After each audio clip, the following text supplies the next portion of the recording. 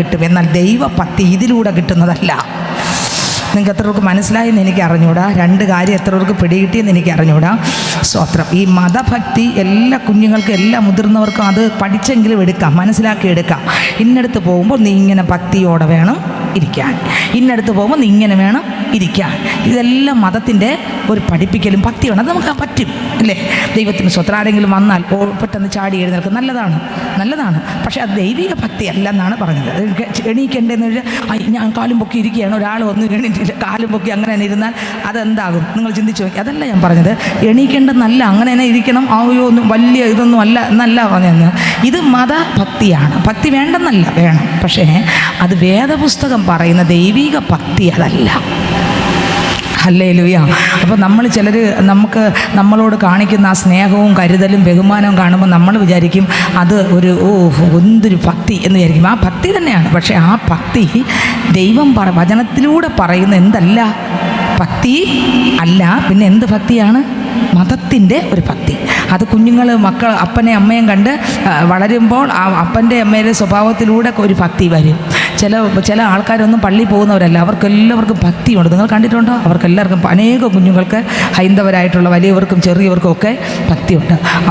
സ്തോത്രം, അവർക്ക് അവരെ പഠിച്ചു വരുന്നത് പോലെ, അവരെ മാതാപിതാക്കൾ പഠിപ്പിക്കുന്നത് പോലെ അവർ ഭക്തിയോടെ ആരെങ്കിലും കാലിൽ തട്ടിയാൽ പെട്ടെന്ന് ടക്കനെ തൊട്ട് തൊഴും. കണ്ടിട്ടുണ്ടോ? അവരുടെ ഭക്തി അതാണ്. ദൈവത്തിന് സ്തോത്രം. പക്ഷേ ദൈവവചനത്തിലൂടെ പറയുന്ന ഭക്തി അതല്ല.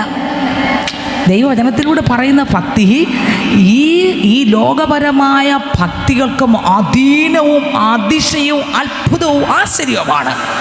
ഹല്ലേലൂയ. ചിന്തിക്കാനോ ഒന്നിനും പറ്റത്തില്ല. ആരിലൂടെയും പഠിച്ച് ചെയ്യുന്നതല്ല ഇത്. എങ്ങനെ പഠിച്ച് ചെയ്യുന്നതല്ല. അപ്പനിലൂടെ അമ്മയിലൂടെയും വന്ന സ്വഭാവം അതുപോലെ എന്നിലൂടെ വന്ന് ചെയ്യുന്നതല്ല ഈ ഭക്തി. നിങ്ങൾക്ക് എത്രവർക്ക് മനസ്സിലായെന്ന് എനിക്ക് അറിഞ്ഞുകൂടാ. എന്നെ അധ്യാപകർ പഠിപ്പിച്ചപ്പോൾ കുഞ്ഞെ ഇങ്ങനെയല്ലേ പോകേണ്ടത് എന്ന് പറഞ്ഞ് അവിടെ നിന്ന് കിട്ടിയത് വല്ല ഭക്തി. പിന്നെ ഭക്തി എന്ന് പറയുന്നൊരു സ്വഭാവമാണ്. ദൈവിക ഭക്തി എന്ന് പറഞ്ഞാൽ ക്രിസ്തു യേശുവിൻ്റെ ഒരു സ്വഭാവമാണ് ആ ഭക്തി.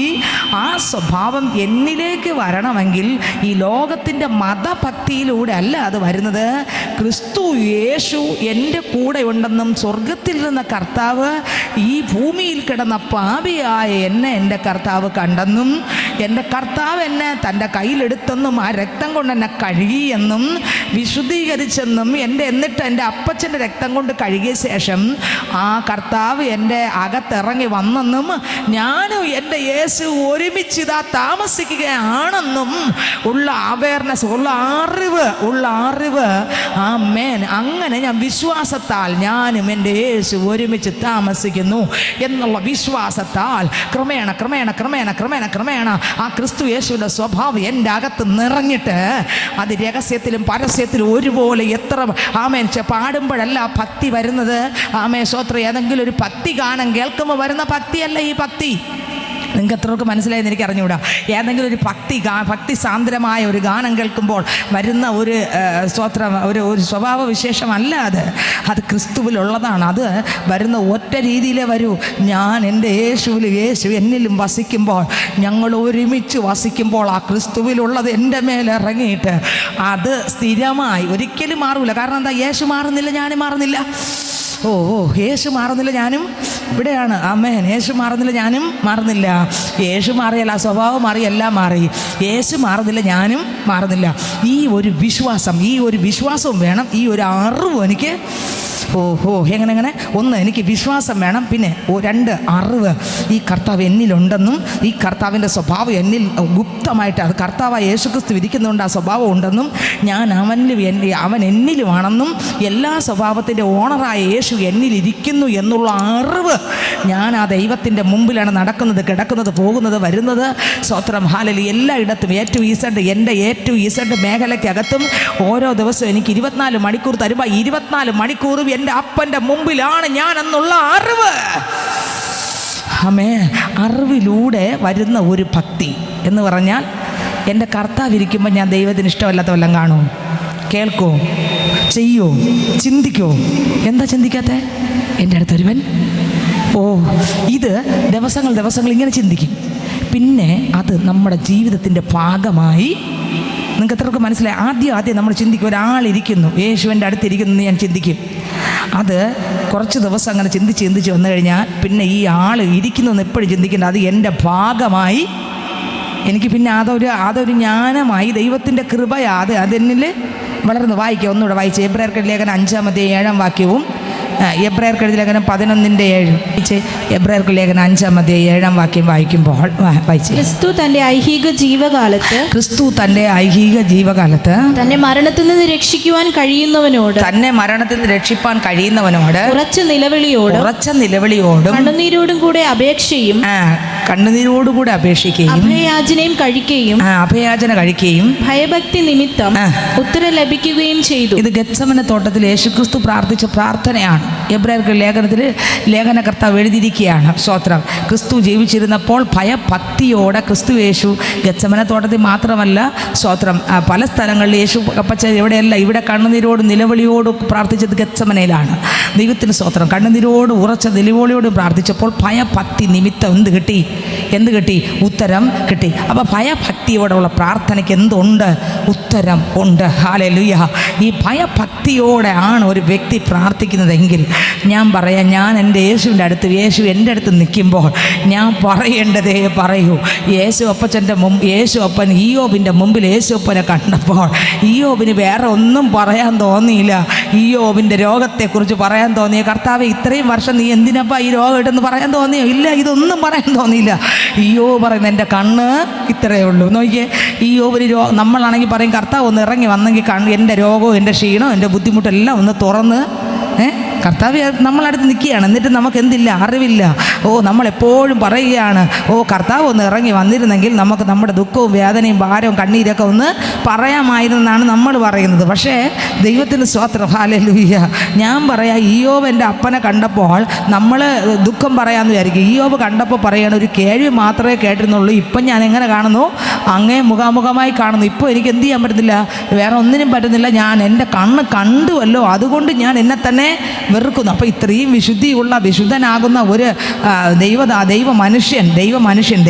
മനുഷ്യൻ ഇപ്രകാരം പറഞ്ഞെങ്കിൽ നമ്മൾ അടുക്കൽ ഇറങ്ങി വന്നാൽ നമുക്ക് ദുഃഖവും വേദനയും പറയുന്ന ആളായിരിക്കുമോ അതോ എന്തായിരിക്കും? ഒന്ന് ചിന്തിച്ച് നോക്കിക്കേ. അല്ലെങ്കിൽ ഒന്നും പറയാൻ ഇതൊന്നും നമുക്ക് വരില്ല. അത്രയ്ക്ക് വിശുദ്ധനാണ് ആര്? ഹല്ലേലൂയ. പർവ്വതത്തിലിറങ്ങിയ പർവ്വതം കുലുങ്ങും. ആമേൻ. തേജസ് കൊണ്ട് മൂടും. ആ വസ്ത്രത്തിൻ്റെ വിളിമ്പുകൾ കണ്ടാൽ ആമേൻ ആമേൻ. നിസാര ഒലിവുമലയിൽ, ആ മലയുടെ മുകളിൽ, ആ മലയുടെ മുകളിൽ രൂപാന്തരപ്പെടാൻ വേണ്ടി യേശുക്രിസ്തു കയറിപ്പോയപ്പോൾ അവിടെ ആ വസ്ത്രം എങ്ങനെ സ്തോത്രം തിളങ്ങിയല്ലേ, മുഖം എങ്ങനെ തിളങ്ങിയല്ലേ. ഇത് കണ്ടപ്പോൾ ശിഷ്യന്മാരെല്ലാം അതിശയിച്ചു പോയി. നോക്കിയേ, അവിടെ ഒരു മൂടിയൊരു സാന്നിധ്യമുണ്ട്. ദൈവത്തിന് സ്തോത്രം. ഹല്ലേലൂയ. ഇന്ന് ഞാൻ പറയട്ടെ, ഹല്ലേലൂയ, എൻ്റെ അപ്പനൊന്ന് ഇറങ്ങിയാൽ ആ സ്ഥലമെന്ന് പറഞ്ഞാൽ അതിശയിപ്പിക്കുന്ന സ്ഥലമാണ്. എൻ്റെയും നിങ്ങളുടെ അകത്ത് ഈ അപ്പൻ ഇരിക്കുന്നെന്ന് പറഞ്ഞാൽ എത്ര പേർ വിശ്വസിക്കും? ഹല്ലേലൂയ. ദൈവത്തിന് സ്തോത്രം. ഭക്തി എന്ന് പറയുന്നത് വിശുദ്ധീകരണത്തിൻ്റെ ഒരു ഭാഗമാണ്. സ്തോത്രം. ഹല്ലേലൂയ. പത്രോസ് അപ്പോസ്തലൻ ലേഖനം വായിക്കുവാനകത്തുണ്ട്, വിശുദ്ധീകരണത്തിൻ്റെ ഒരു ഭാഗമാണ്. എന്തോന്ന്? 2 പത്രോസിൽ പറയുന്നുണ്ട്, ഭക്തി സ്ഥിരമായ വിശ്വാസത്തിലൂടെയാണ് ഉണ്ടാകുന്നത്. സ്ഥിരമായിട്ടുള്ള വിശ്വാസം. എന്തോന്നുള്ള വിശ്വാസം? ഞാൻ എൻ്റെ യേശുവിൽ, യേശു എന്നിലുമാണ്. 24 മണിക്കൂറും എൻ്റെ കൂടെ യേശുവുണ്ട്. എൻ്റെ മുമ്പിൽ യേശുവാണ്. ഞാൻ അപ്പൻ്റെ മുമ്പിലാണ് താമസിക്കുന്നത് എന്നുള്ള വിശ്വാസം, സ്ഥിരമായ വിശ്വാസം.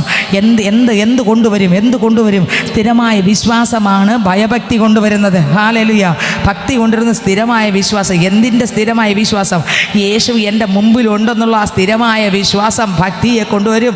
ഒരു പ്രത്യേക സൗണ്ടിലൂടെയോ പാട്ടിലൂടെയോ ആരാധനയിലൂടെ ഒന്നും വരുന്നതല്ല ഈ ഭക്തി. ഞാൻ നേരത്തെ തന്നെ പറഞ്ഞു, ഈ ഭക്തി അങ്ങനെ പെട്ടെന്നൊന്നും പിടിച്ചു വരുത്തി ഒരു പാട്ടിലൂടെ നമുക്കൊന്ന് പാടി ഒന്ന് അലിഞ്ചേർന്ന് ഭക്തി ഇല്ല, അതൊന്നും വരില്ല.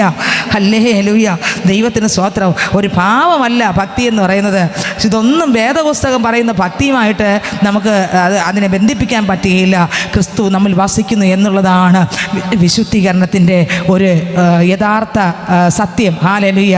യേശു എന്നിൽ വസിക്കുന്നു. ആമേൻ. യേശു വസിക്കുന്നതിലൂടെ ആ യേശുവിലാണ് എന്തുള്ളത്? ഭയവും ഭക്തിയും ഉള്ളത്. യഥാർത്ഥ ഭയഭക്തി ഉള്ളത് യേശുവിൽ മാത്രമാണ്. ആ യേശു എന്നിൽ വസിക്കുന്നു എന്നുള്ള അറിവ്, ഹല്ലേലൂയ, ദൈവത്തിന് സ്തോത്രം, അത് അറിയും തോറും എൻ്റെ ജീവിതം മാറിക്കൊണ്ടിരിക്കും. കർത്തൃമേശ സമയത്ത് ആരാധിക്കും, നമ്മൾ പാടും, യേശു ക്രൂശിൽ കിടക്കുന്നു നോക്കിക്കേ എന്ന് പറയൂലേ. അപ്പോൾ വരുന്നതൊന്നുമല്ല ഭക്തി. അപ്പോൾ പാടുമ്പോഴോ അല്ലെങ്കിൽ പ്രാർത്ഥിക്കുമ്പോഴോ അപ്പോൾ വചനം കേൾക്കുമ്പോഴോ ആ ക്രൂശ് ഒന്ന് നോക്കി ആത്മാവിൽ കാണുമ്പോഴൊന്നും വരുന്നതല്ല ഭക്തി. ദൈവത്തിന് സ്തോത്രം. അങ്ങനെ അങ്ങനെ വല്ലപ്പോഴൊരിക്കൽ വന്ന് പോകുന്നതല്ല ഭക്തി. നിങ്ങൾക്ക് എത്രയൊക്കെ മനസ്സിലായെന്ന് എനിക്കറിയാം. ഇവിടെ അത് കാണുമ്പോൾ വന്നിട്ട് അതങ്ങ് അപ്പോഴും എന്നെ പോകുന്നതല്ല ഭക്തി. മറ്റേ ഭക്തി എന്ന് പറഞ്ഞാൽ 24 മണിക്കൂറും എന്നിൽ നിന്ന് മാറാതെ എപ്പോഴും ഉള്ളതാണ് ഏത് ഭക്തി. അത് കർത്തൃമേശ സമയത്തും കാണും, പാടുമ്പോഴും കാണും, പ്രാർത്ഥിക്കുമ്പോഴും കാണും, വചനം കേൾക്കുമ്പോഴും കാണും, പ്രസംഗിക്കുമ്പോഴും കാണും, രാത്രിയും കാണും, പകലും കാണും, എൻ്റെ രഹസ്യത്തിലും കാണും, എൻ്റെ പരസ്യത്തിലും കാണും. എൻ്റെ ഏറ്റവും ഇസഡ് മേഖലയ്ക്കകത്ത് ഒരുപോലെ പ്രവർത്തിക്കുന്നതാണെന്തോന്ന്. ഹല്ലേലൂയ. ഭക്തി എന്ന് പറയുന്ന ഒരു പ്രത്യേക സ്ഥലത്തല്ല. ദൈവത്തിന് സ്തോത്രം. നമ്മുടെ ജീവിതത്തിനകത്ത് ഭക്തി ഒരു സ്വഭാവമാണ്, ഒരു പ്രത്യേക സമയത്ത് മാത്രം വരുന്നതല്ല. നാം ശരിക്കും സ്തോത്രം നമ്മൾ അറിയണം, കർത്താവ് നമ്മൾ അടുക്കൽ നിന്ന് നിൽക്കുന്നു. ആ കർത്താവ് ഇത്രമാത്രം എന്നെ സ്നേഹിച്ച ആ സ്നേഹത്തിൻ്റെ മുമ്പിൽ നാം പ്രാർത്ഥിക്കുമ്പോൾ കർത്താവ് മരിച്ചു എന്ന് പറയുമ്പോൾ, മരിച്ചെന്ന് പറയുമ്പോൾ നമ്മൾ ചില ഭാവത്തിൽ പറയുമല്ലോ, യേശു എനിക്ക് വേണ്ടി മരിച്ചു എന്നങ്ങ് പറയും. പല രീതിയിലും ചിലരൊക്കെ ആ ഒരു പ്രത്യേക ഭാവത്തിൽ പറയും, ചിലരല്ലാതെ സാധാരണ രീതിയിൽ പറയും. പക്ഷെ നമ്മൾ വിചാരിക്കും നല്ല ഭാവത്തിൽ പറഞ്ഞ് കണ്ണൊക്കെ നിറഞ്ഞ് ഒഴുകി പറഞ്ഞാൽ ആ ഭക്തി വരുമെന്ന് വിചാരിക്കും. ഇല്ല, അങ്ങനെയല്ല. ഭക്തി എൻ്റെ അകത്തുനിന്ന്. ആമേൻ. ഹല്ലേലൂയ, ഹല്ലേലൂയ, ഹല്ലേലൂയ. ആ ഒരു സ്വഭാവം, ആ കർത്താവായ യേശുക്രിസ്തുവിൻ്റെ ഒരു സ്വഭാവം, ദൈവത്തിന് സ്തോത്രം.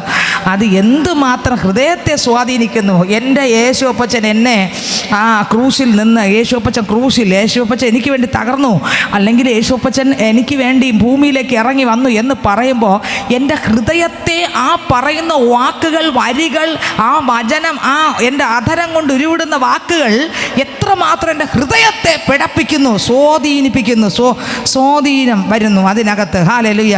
നമ്മൾ ചില വിഷയം നമ്മുടെ വീട്ടിനകത്ത്, നമ്മുടെ കുടുംബത്തിനകത്ത്, അല്ലെങ്കിൽ നമ്മുടെ മേൽ എന്തെങ്കിലും ഒരു വിഷയം വരുന്നു, നമ്മുടെ ഹൃദയത്തിനകത്തൊരു പിടയലും പേപ്പറുകളൊക്കെ വരും. ഈ സ്തോത്രം അതൊരു ചെറിയൊരു കാര്യമാണ് ഞാൻ പറഞ്ഞത്. ഇതല്ല ഇത് എങ്കിൽ പോലും ദൈവത്തിൻ്റെ സ്തോത്രം. യേശുപ്പച്ചൻ്റെ ആ സ്നേഹം ചിന്തിക്കുമ്പോൾ, യേശു ഏതുമല്ലാത്ത എന്നെ ഇത്രമാത്രം സ്നേഹിപ്പാൻ ഞാൻ എന്തുള്ളൂ അപ്പാന്ന് അപ്പൻ്റെ മുമ്പിൽ ചിന്തിക്കുമ്പോൾ, അപ്പൻ്റെ മുമ്പിൽ ആ സ്നേഹത്തിൻ്റെ മുമ്പിൽ ഞാൻ നിൽക്കുമ്പോൾ, ആ കരുണാനിധിയുടെ മുമ്പിൽ ഞാൻ നിൽക്കുമ്പോൾ എൻ്റെ അകത്തുനിന്ന് വരുന്ന ഒരു ആമേൻ ഹല്ലേലൂയ, ആ കർത്താവിൻ്റെ സ്നേഹത്തിൻ്റെ മുമ്പിൽ നിൽക്കുമ്പോൾ അത് എത്രമാത്രം എൻ്റെ ഹൃദയത്തിനകത്തൊരു സ്വാധീനം ചെലുത്തുന്നു.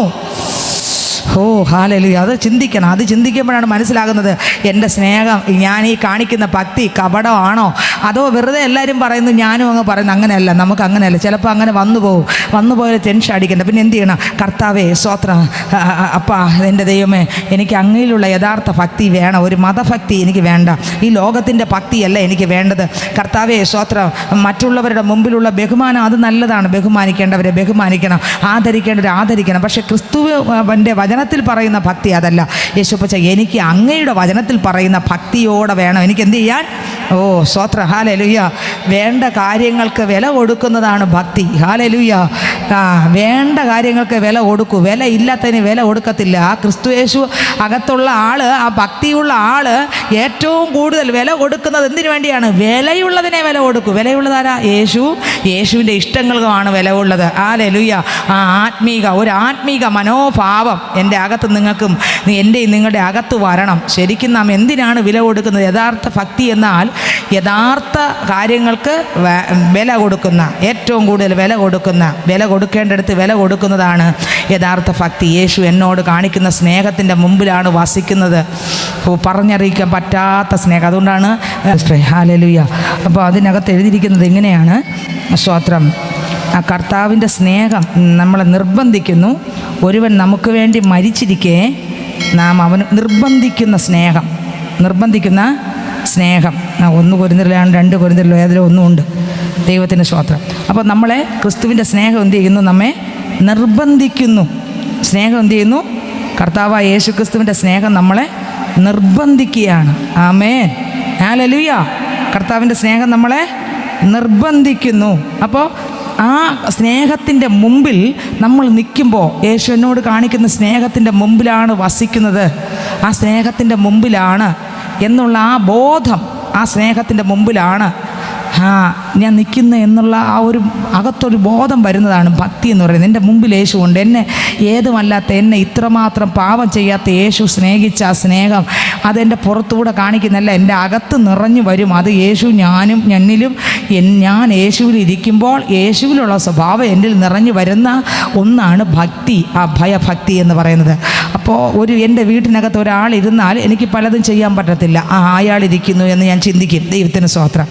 അല്ലെങ്കിൽ അയാൾ പോവുകയില്ല, അയാൾ ഇരിക്കുന്നു, എനിക്ക് ഇന്നത് ചെയ്യണം, അത് ചെയ്യണം, ഇത് ചെയ്യണം. കാരണം എന്താ, അവിടെ ഞാൻ മറക്കും. അത് യഥാർത്ഥ ഭക്തിയല്ല, അത് ലോകപരമായ ഭക്തിയാണ്, മതപരമായ ഭക്തിയാണ്.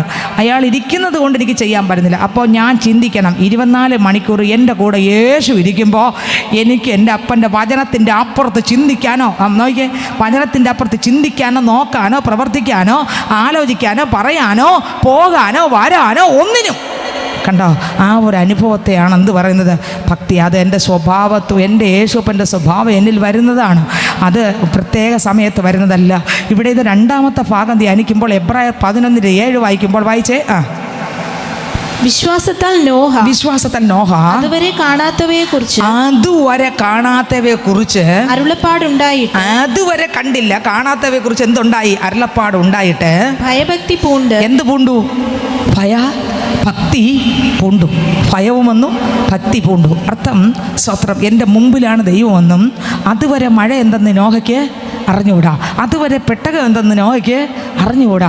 ആ മനുഷ്യൻ ഒരു പൊട്ടനെ പോലെ പ്രസംഗിച്ചു. എന്തോന്നാ പ്രസംഗിച്ചേ? ഇതാ വെള്ളപ്പൊക്കം വരാൻ പോകുന്നു, പെട്ടെന്ന് എല്ലാവരും ഈ പെട്ടകത്തിനകത്ത് കയറിക്കോ, ഞാനിതാ പെട്ടകം ഉണ്ടാക്കാൻ പോവുകയാണ്, ഇതാ പെട്ടകം പണി തുടങ്ങിയിട്ടുണ്ട്, നിങ്ങളെല്ലാവരും ശ്രദ്ധിച്ചോളണം എന്ന് പറഞ്ഞ് സ്വത്രം ഹല്ലേലൂയ ഒരുപാട് ദിവസങ്ങൾ ആരെ പ്രസംഗിച്ചു? നോഹ എന്ന ദൈവ മനുഷ്യൻ പ്രസംഗിച്ചു. നീതി പ്രസംഗിയായ നോഹ എന്ന് വേദപുസ്തകത്തിനകത്തുണ്ട്. അങ്ങനെയെങ്കിൽ നോഹ പ്രസംഗിച്ചു. ദൈവത്തിന് സ്വത്രം. ഭയഭക്തി പൂണ്ട് പെട്ടകം തീർത്തു. ഭയഭക്തി പൂണ്ടു എന്ന് പറഞ്ഞാൽ എൻ്റെ മുമ്പിൽ ദൈവം നിൽക്കുന്നു, ആ ദൈവം പറഞ്ഞതിൻ്റെ അപ്പുറം എനിക്ക് ചെയ്യാൻ പറ്റത്തില്ല. നോക്കിയാൽ മനസ്സിലായോ?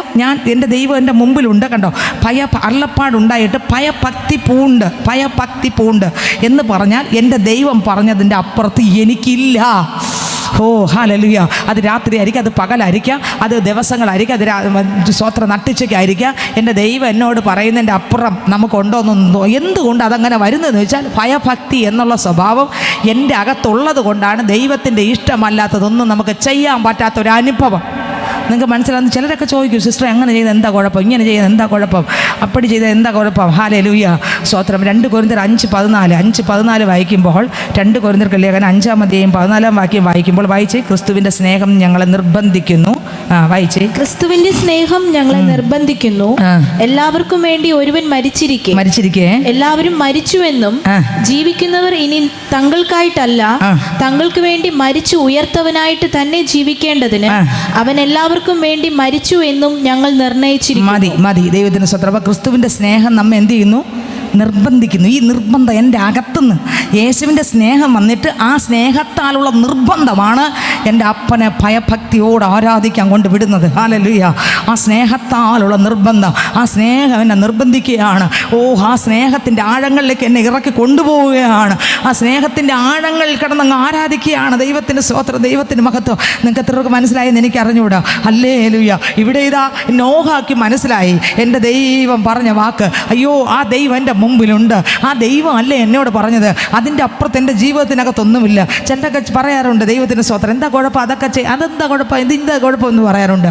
അപ്പോൾ സ്തോത്രം ഹല്ലേലൂയ. ഞാൻ എപ്പോഴും ചിന്തിക്കുന്ന ഒരു വരി, ഏതൊരു കാര്യം ഉണ്ടെങ്കിലും ദൈവത്തിൻ്റെ മുമ്പിൽ പ്രാർത്ഥിക്കുമ്പോൾ ദൈവത്തിൻ്റെ ആത്മാവ് ഇടപെടുമ്പോൾ അതിൻ്റെ അപ്പുറത്ത് പോകാൻ പാടില്ല. ഹല്ലേലൂയ. ആമേൻ. ഹല്ലേലൂയ. കാരണം ആ കർത്താവിനോടുള്ളൊരു ഭയഭക്തിയാണ്. ആമേൻ. അതിൻ്റെ അപ്പുറത്തൊന്നും ഇടപെടാൻ പറ്റത്തില്ല. അതിൻ്റെ അപ്പുറത്ത് ഇനി നദി എന്ന് പറഞ്ഞാൽ അതിൻ്റെ അപ്പുറത്ത് ഒന്നും ചെയ്യാൻ പറ്റാത്ത ഒരു നദിക്കട്ടയാണ് കൊണ്ടുവച്ചിരിക്കുന്നതെന്ന് പറഞ്ഞാൽ പ്രാർത്ഥിച്ചു. കർത്താവ് പറഞ്ഞു, നീ അതെടുക്കല്ലേ എന്ന് പറഞ്ഞാലോ. നദിയാണ്, കോടികളുടെ വിലയുണ്ട്, എനിക്ക് കിട്ടിയെന്നിരിക്കട്ടെ, ഞാൻ പ്രാർത്ഥിക്കുകയാണ്. അത് വെച്ച് ഒരാൾ തന്നെന്ന് വെച്ചോ, ഒരാളെ എനിക്ക് തന്നെന്ന് വെച്ചോ, ഒരു കോടികളുടെ വിലയുള്ള ഒരു സാധനം എൻ്റെ കയ്യിൽ തന്നെന്ന് വെച്ചോ. നിങ്ങൾക്ക് എത്രയൊക്കെ മനസ്സിലായെന്ന് എനിക്ക് അറിഞ്ഞൂടാ. എനിക്ക് വേണ്ടി തന്നതാണ്, എനിക്കായിട്ട് തന്നതാണ്. എടുത്തോ സിസ്റ്ററെ എന്ന് പറഞ്ഞ് തന്നെന്ന് വെച്ചോ. ഈ കോടികൾ വിലപിടിപ്പുള്ള സാധനം എൻ്റെ അടുക്കൽ കൊണ്ടുവന്നു. ഞാൻ ഇങ്ങനെ പ്രാർത്ഥിച്ചപ്പോൾ കർത്താവ് എടുക്കാനുള്ളൊരു പ്രേരണ എനിക്ക് തന്നില്ല. അപ്പോൾ ബാക്കിയുള്ള എല്ലാവരും ചോദിക്കും, എന്താ എടുത്താൽ കുഴപ്പം, നിനക്കല്ലേ തന്നത് എന്നല്ലേ ചോദിക്കും. പക്ഷെ ആത്മാവ് സംസാരിക്കുന്നില്ല. അപ്പോൾ ഞാൻ എന്ത് ചെയ്യും? ഇതിന് ആത്മാവിനേക്കാൾ വില പിടിപ്പുള്ളതായി നിങ്ങൾക്ക് എത്രയൊക്കെ മനസ്സിലായി? അതെന്തുകൊണ്ടാണ് അതങ്ങനെ വരുന്നതെന്ന് വെച്ചാൽ ദൈവത്തോടുള്ള ഭയഭക്തി. നിങ്ങൾക്ക് എത്രയൊക്കെ മനസ്സിലായെന്ന് എനിക്ക് അറിഞ്ഞുകൂടായത്. ഹല്ലേലൂയ. കോടികൾ വില പിടിപ്പുള്ള ഒരു സാധനം എൻ്റെ കയ്യിൽ ഒരാൾ കൊണ്ട് തരികയാണ്, ഫ്രീ ആയിട്ട് തരികയാണ്. എങ്ങനെ തന്നു? ഫ്രീ ആയിട്ട് തന്നു. ഞാനിങ്ങനെ വെച്ച് പ്രാർത്ഥിക്കുകയാണ്, കർത്താവ് ഇതിങ്ങനെ ഒരാൾ തന്നതാണ്, ഞാൻ എടുക്കണോ വേണ്ടതെന്ന് ഞാൻ പ്രാർത്ഥിക്കുകയാണ്. കർത്താവ് ഇതെന്ന് ഞാൻ എടുക്കണോ, അതെന്താണ് എന്ന് ഞാൻ പ്രാർത്ഥിച്ചെന്ന് വെച്ചോ. പ്രാർത്ഥിക്കുമ്പോൾ എനിക്ക് കർത്താവ് ഒരു പ്രസംഗം എനിക്ക് തരുന്നില്ല, അല്ലെങ്കിൽ എനിക്ക് അതെടുക്കാനായിട്ടുള്ള ഇത് എനിക്ക് തരുന്നില്ല. ദൈവത്തിന് സ്തോത്രം. അപ്പം ഞാനതങ്ങ് മാറ്റി വയ്ക്കും. ഞാൻ എന്ത് ചെയ്യും? 2, 3, 4, 5 ഒരാഴ്ചയൊക്കെ ചിലപ്പോൾ പ്രാർത്ഥിച്ചെന്ന് വരും. ഒരാഴ്ചയൊക്കെ അങ്ങനെ പ്രാർത്ഥിച്ചിട്ടുണ്ട്. ചിലപ്പോൾ ഒരാഴ്ചയൊക്കെ അതിനെ വെച്ചിട്ട് പ്രാർത്ഥിച്ചെന്ന് വരും. അപ്പോൾ ഇങ്ങനെയാണ് കാര്യം, ഇങ്ങനെ ഒരു സാധനം തന്നു, അതെടുക്കണമെന്ന് ഞാൻ പ്രാർത്ഥിക്കുമ്പോൾ കർത്താവിൻ്റെ ഒരു അനക്കവും ഇല്ലെങ്കിൽ ഞാൻ എന്ത് ചെയ്യുന്നറിയാമോ?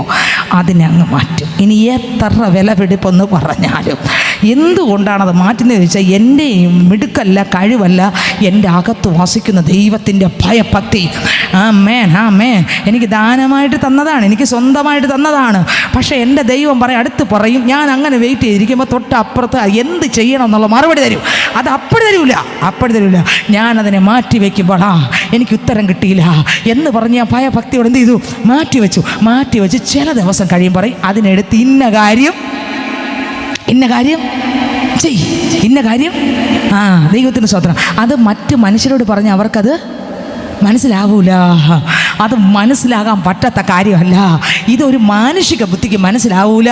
ഒരു ആത്മാവിൻ്റെ കൃപയുണ്ടെങ്കിലേ നമുക്കത് വെളിപ്പെടുള്ളൂ സഹോദരങ്ങളെ. അല്ലെങ്കിൽ ഇത് പറഞ്ഞാൽ മനസ്സിലാവൂല. പൊട്ടത്തരം കാണിച്ചെന്നേ ആൾക്കാർക്ക് തോന്നൂ. ഇല്ല, പൊട്ടത്തരമല്ല ഇത് സ്വർഗത്തിൽ വിലയാണ്. ഇത് പൊട്ടത്തരമല്ല. മനുഷ്യർക്ക് തോന്നും പൊട്ടത്തരമാണെന്ന്. ഹല്ലേലൂയ. എൻ്റെ കർത്താവ് ആഗ്രഹിക്കുന്നത് ക്രിസ്തു യേശുവിൻ്റെ മാറിൽ ചാരിക്കിടന്ന്. യോഹന്നാൻ പറയുന്നു, ഞാൻ എൻ്റെ അപ്പൻ്റെ മാറിൽ ചാരിക്കിടന്നെന്ന്. യോഹന്നാൻ യേശു കർത്താവിൻ്റെ മാറിൽ അങ്ങോട്ട് ചാരി കിടന്നപ്പോൾ ഉണ്ടല്ലോ, പ്രാപിക്കേണ്ടത് ഒന്നെന്ന് ആ മനുഷ്യൻ പ്രാപിച്ചു. ലൂക്കോസിൽ വെളിപ്പെടാത്തത്, മർക്കോസിൽ വെളിപ്പെടാത്തത്, മത്തായിയിൽ വെളിപ്പെടാത്ത ഒരുപാട് കാര്യങ്ങൾ, അവരാർക്കും വെളിപ്പെടാത്ത ഒരുപാട് കാര്യങ്ങൾ എന്ന് പറഞ്ഞാൽ യോഹന്നാനെ പൊക്കി പറയുന്നതല്ല. ദൈവത്തിന് സ്തോത്രം. ആ ഹൃദയത്തിൻ്റെ ആഴമായ രഹസ്യങ്ങൾ യോഹന്നാൻ വെളിപ്പെട്ടു. കാരണം എന്നറിയാമോ? ആ മനുഷ്യൻ ചങ്കോട് ചാരിക്കിടക്കുമ്പോൾ മുഴുവനും കണ്ടത്, ആ പഴയ നിയമം മുതൽ ഇങ്ങറ്റം വരെയും യോഹന്നാൻ കണ്ടു. ആഴമായിട്ട് ക്രിസ്തു യേശുവിൻ്റെ സ്നേഹത്തിൻ്റെ ആഴങ്ങളിലേക്ക് ഇറങ്ങിപ്പോകുന്നവൻ ആഴമായിട്ടുള്ള ചിലത് പ്രാപിക്കും. ഹല്ലേലൂയ. ഇവരെ ഈ ദൈവദാസന്മാരെ ഞാൻ കമ്പയർ ചെയ്തല്ല. ആഴമായി യോഹന്നാൻ പ്രാപിച്ചത് കൊണ്ടാണ് നമുക്ക് യോഹന്ന സുവിശേഷം 1-ാം അധ്യായം മുഴുവൻ വായിച്ച് അറിയാം. ഹല്ലേലൂയ. ആഴമായി പ്രാപിച്ചപ്പോൾ ദൈവത്തിന് സ്തോത്രം. ഇതാ ലോകത്തിൻ്റെ പാപത്തെ ചുമക്കുന്ന ദൈവത്തിൻ്റെ കുഞ്ഞാട്. ആമേൻ. യോഹന്നാന് വെളിപ്പെട്ടു. ദൈവത്തിന് സ്തോത്രം. യോഹന്നാന് വെളിപ്പെട്ടിരുന്നത് ലോകത്തിൻ്റെ പാപത്തെ ചുമക്കുന്ന ദൈവത്തിൻ്റെ കുഞ്ഞാട്. യോഹന്നാന് വെളിപ്പെട്ടു. സ്തോത്രം. പുറപ്പാട് പുസ്തകം 12 പെസഹ കുഞ്ഞാട്, അറുക്കപ്പെട്ട കുഞ്ഞാടായിരുന്നു. കട്ടളമേലും കുറുമ്പടിമേലും ആ രക്തം ഒഴിക്കണം. ആ രക്തമുള്ള അടുത്ത് സംഹാരകൻ അടുക്കയില്ലെന്ന് വേറെ ആർക്കും വെളിപ്പെട്ടില്ല. പക്ഷെ വെളിപ്പെട്ടത് ആർക്കാ? യോഹന്നാൻ പറഞ്ഞതാ, ലോകത്തിൻ്റെ പാപത്തെ ചുമക്കുന്ന ദൈവത്തിൻ്റെ കുഞ്ഞാടെന്ന് ആ മാറിൽ ചാരിക്കിടന്നപ്പോൾ കർത്താവ് പഴയ നിയമത്തിനകത്തുള്ള രഹസ്യങ്ങളെല്ലാം യോഹന്നാൻ അങ്ങോട്ട് വെളിപ്പെടുത്തി. അപ്പോൾ വചനം വായിക്കുമ്പോൾ അതിനകത്തുള്ള ആഴം വെളിപ്പെടണമെങ്കിൽ ഞാൻ പറയാം, അത് ചാരിക്കിടക്കുന്നവന്, അത് മാറോട് വീണ് കിടക്കുന്നവന്, അത് അത്രയ്ക്ക് സ്നേഹത്തിൻ്റെ ആഴങ്ങളിലേക്ക് ഇറങ്ങി ചെല്ലുന്നവന്, അപ്പനോട് മാറാൻ പറ്റാത്തൊരു ബന്ധത്തിൽ കിടന്ന് പ്രാർത്ഥിക്കുന്ന ഒരു വ്യക്തിക്ക്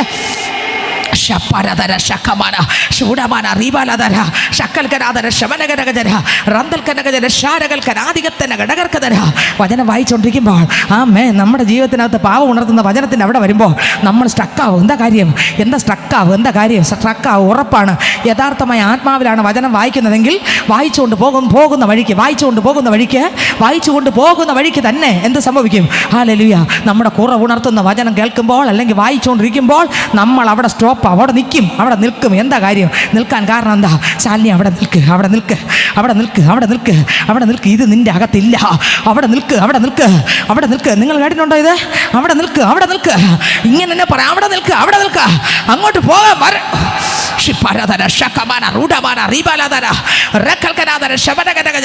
അടുത്തറിയുന്ന ഒരു പൈതലോട് കർത്താവ് സംസാരിക്കും. അടുത്തറിയുന്ന ഒരു പൈതൽ അടുത്ത് പോകൂല. അതിനു മുമ്പ് പറയും, നില്ല്. നിന്നോട് അല്പം സംസാരിക്കട്ടെ. നിൽക്ക. ഓ നില്ല്, എനിക്ക് നിന്നോട് ആമേൻ. ദൈവത്തിന് സ്വത്രം. എനിക്ക് നിന്നോട് അല്പം സംസാരിക്കാനുണ്ട്. ഹല്ലേലൂയ. അതുകൊണ്ടാണ് 1 ശമൂവേലിന്റെ പുസ്തകം 9-ാം അധ്യായം വായിക്കുമ്പോൾ അതിനകത്ത് 27-ാം വാക്യം വായിക്കുമ്പോൾ അതിനകത്ത് എഴുതിയിരിക്കുകയാണ്, പട്ടണത്തിന്റെ അറ്റത്തെത്തിയപ്പോൾ ശമൂവേൽ ശൗലിനോട് ഭൃത്യൻ മുമ്പേ കടന്നു പോകുവാൻ പറക. അവൻ കടന്നുപോയി. ഞാൻ നിന്നോട് ദൈവത്തിന്റെ അരുളപ്പാട് അറിയിക്കേണ്ടത്, നീ അല്പം നിൽക്ക എന്ന് പറഞ്ഞു. നീ അല്പം നിൽക്ക, ബാക്കിയെല്ലാം കടന്നു പോകട്ടെ. നീ അല്പം എൻ്റെ അടുത്ത്, നീ അല്പം. വായിച്ചേ, ആ ഭാഗം വായിച്ചേ. 9-ാം അധ്യായം 1 ശമൂവേൽ 9-ാം അധ്യായം 27 വായിച്ചേ. 1 ശമൂവേൽ 9:27. പട്ടണത്തിന്റെ അറ്റത്ത് എത്തിയപ്പോൾ ശമൂവേൽ ശൗലിനോട് ഭൃത്യൻ മുമ്പേ കടന്നു പോകുവാൻ പറയുക. അവൻ കടന്നുപോയി. ഞാൻ നിന്നോട് ദൈവത്തിന്റെ അരുളപ്പാട് അറിയിക്കേണ്ടതിന്. അവിടെ വചനത്തിന്റെ മുമ്പിൽ അവിടെ ഇരുന്നോ, എനിക്ക് നിന്നോട് പറയാനുണ്ട് ഒരു അരുളപ്പാട്. അല്ലെങ്കിൽ നീ വായിച്ചിട്ട് അങ്ങോട്ട് പോകാൻ പറ്റുന്നില്ലല്ലോ. നിക്ക്, നിനക്ക് അങ്ങോട്ട് പോകാൻ പറ്റുന്നില്ലല്ലോ. അവിടെ നിൽക്കുക. കാരണം നിന്റെ അകത്ത് തറയ്ക്കുന്നല്ലേ, നിന്റെ അകത്ത് കത്തുന്നല്ലേ. അതില്ല നിന്റെ അകത്ത് കത്തുന്നല്ലേ. നീ വചനം വായിക്കുന്നെങ്കിൽ ഗ്രഹിക്കാൻ പറ്റുന്നില്ല. അപ്പോഴൊണ്ടൊരു വചനം വരും, വായിക്കുന്നത് നീ ഗ്രഹിക്കുന്നുവോ, അപ്പം തന്നെ അവിടെ നിൽക്കുകയാണ്. നമ്മളെ നിർത്തും അവിടെ. ആമേൻ. കാരണം എന്താ? അല്പം ദൈവത്തിന് നമ്മളോട് എന്തുണ്ട്, സംസാരിക്കുന്നുണ്ട്. നീ അല്പം അവിടെ. അവൻ കടന്നുപോയി. ഞാൻ നിന്നോട് ദൈവത്തിൻ്റെ അരുളപ്പാട് അറിയിക്കേണ്ടത്, നീ അല്പം നിൽക്കാ എന്ന് പറഞ്ഞു. അവിടെ നിന്നു. അവിടെ അതുപോലെ നിന്നപ്പോൾ എന്താ സംഭവിച്ചേ? അപ്പോൾ ശമൂവേൽ തൈലപാത്രം എടുത്ത് അവൻ്റെ തലയിൽ ഒഴിച്ച് അവനെ ചുംബിച്ച് പറഞ്ഞത്. അവനെ ചുംബിച്ച് പറഞ്ഞത്, യഹോവ തൻ്റെ അവകാശത്തിന് പ്രഭുവായി നിന്നെ അഭിഷേകം ചെയ്ത്. യഹോവ തൻ്റെ അവകാശത്തിന് പ്രഭുവാ. അല്പം നിൽക്കാൻ മനസ്സുണ്ടെങ്കിൽ ചില അഭിഷേകത്തിൻ്റെ തൈലം വന്ന് വീഴും. നിങ്ങൾ വിചാരിക്കും, സിസ്റ്റർ ഈ വചനം പഴയ നിയമത്തിൽ നിങ്ങൾ എന്തിനാ പോയേ? എനിക്കത് അറിഞ്ഞുകൂടാ.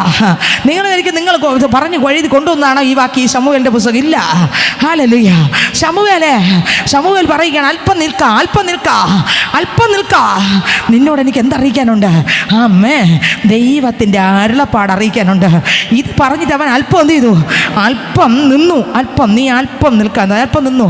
അപ്പോൾ ശമൂവേൽ തൈലപാത്രം എടുത്ത് അവൻ്റെ തലയിൽ ഒഴിച്ച് അവനെ ചുംബിച്ചിട്ട് പറഞ്ഞുല്ലേ, അവനെ ചുംബിച്ചിട്ട് ഹല്ലേലൂയ, അവനെ ചുംബിച്ചിട്ട് പറഞ്ഞു.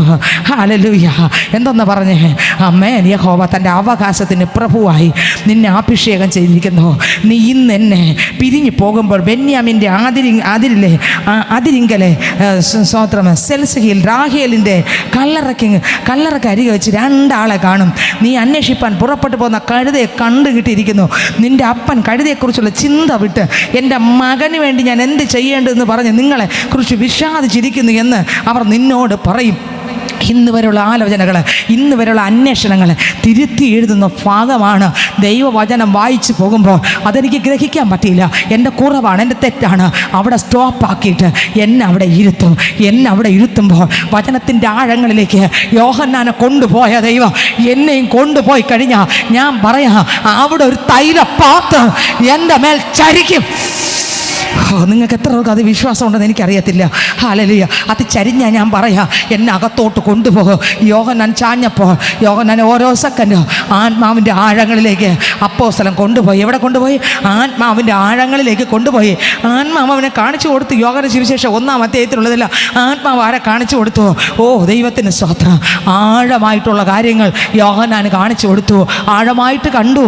ദൈവമാണ് എൻ്റെ ഞാൻ ആരുടെ മാറിലാണോ ചാരിക്കിടക്കുന്നത് അവനാണ് ഈ ആകാശവും ഭൂമിയും സകല ചരാചരങ്ങളെ സൃഷ്ടിച്ചത്.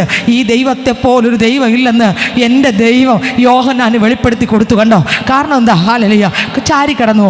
സമയം ചെലവിട്ടു. ആരുടെ മുമ്പിൽ? അപ്പൻ്റെ മുമ്പിൽ സ്ട്രക്കായി നിന്നു. ആലോചന വെളിപ്പെടാതാകുമ്പോൾ ഇറങ്ങി ഓടുന്നതല്ല ഒരു ദൈവത്തിൽ. ആലോചനയ്ക്ക് വേണ്ടി കാത്തു കിടക്കുന്നവനെ ദൈവം കൈവിടൂല.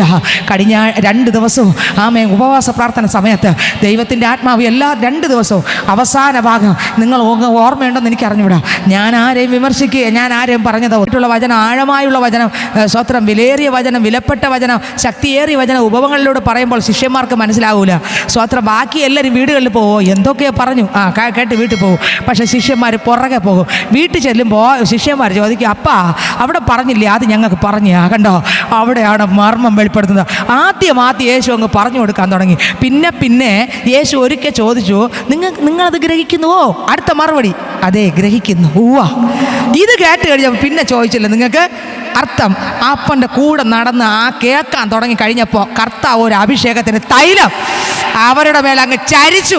ആമേൻ, ആമേൻ, ആമേൻ. ഇന്ന് ഇതിനകത്ത് പൈതലേ, നീ അല്പം നിന്നാൽ, അല്പം വെയിറ്റ് ചെയ്താൽ, അല്പം കാത്തു കിടന്നാൽ നിന്റെ മേലും ഒരു അഭിഷേകത്തിന്റെ പുതപ്പിനെ അല്ലെങ്കിൽ തൈലത്തെ ചരിക്കാൻ വിശ്വസ്തനായ ദൈവം. അർത്ഥരാധ രക്തിപരകരകജര. ഇന്ന് എത്ര പേർക്ക് ആഗ്രഹമുണ്ട്?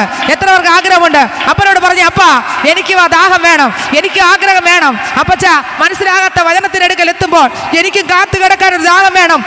ദാനിയേലിന് മനസ്സിലാകാത്ത വചനത്തിന്റെ അടുത്ത് എത്തിയപ്പോൾ ദാനിയേൽ എന്ത് ചെയ്തു? ഇറങ്ങിപ്പോയെന്നാണോ?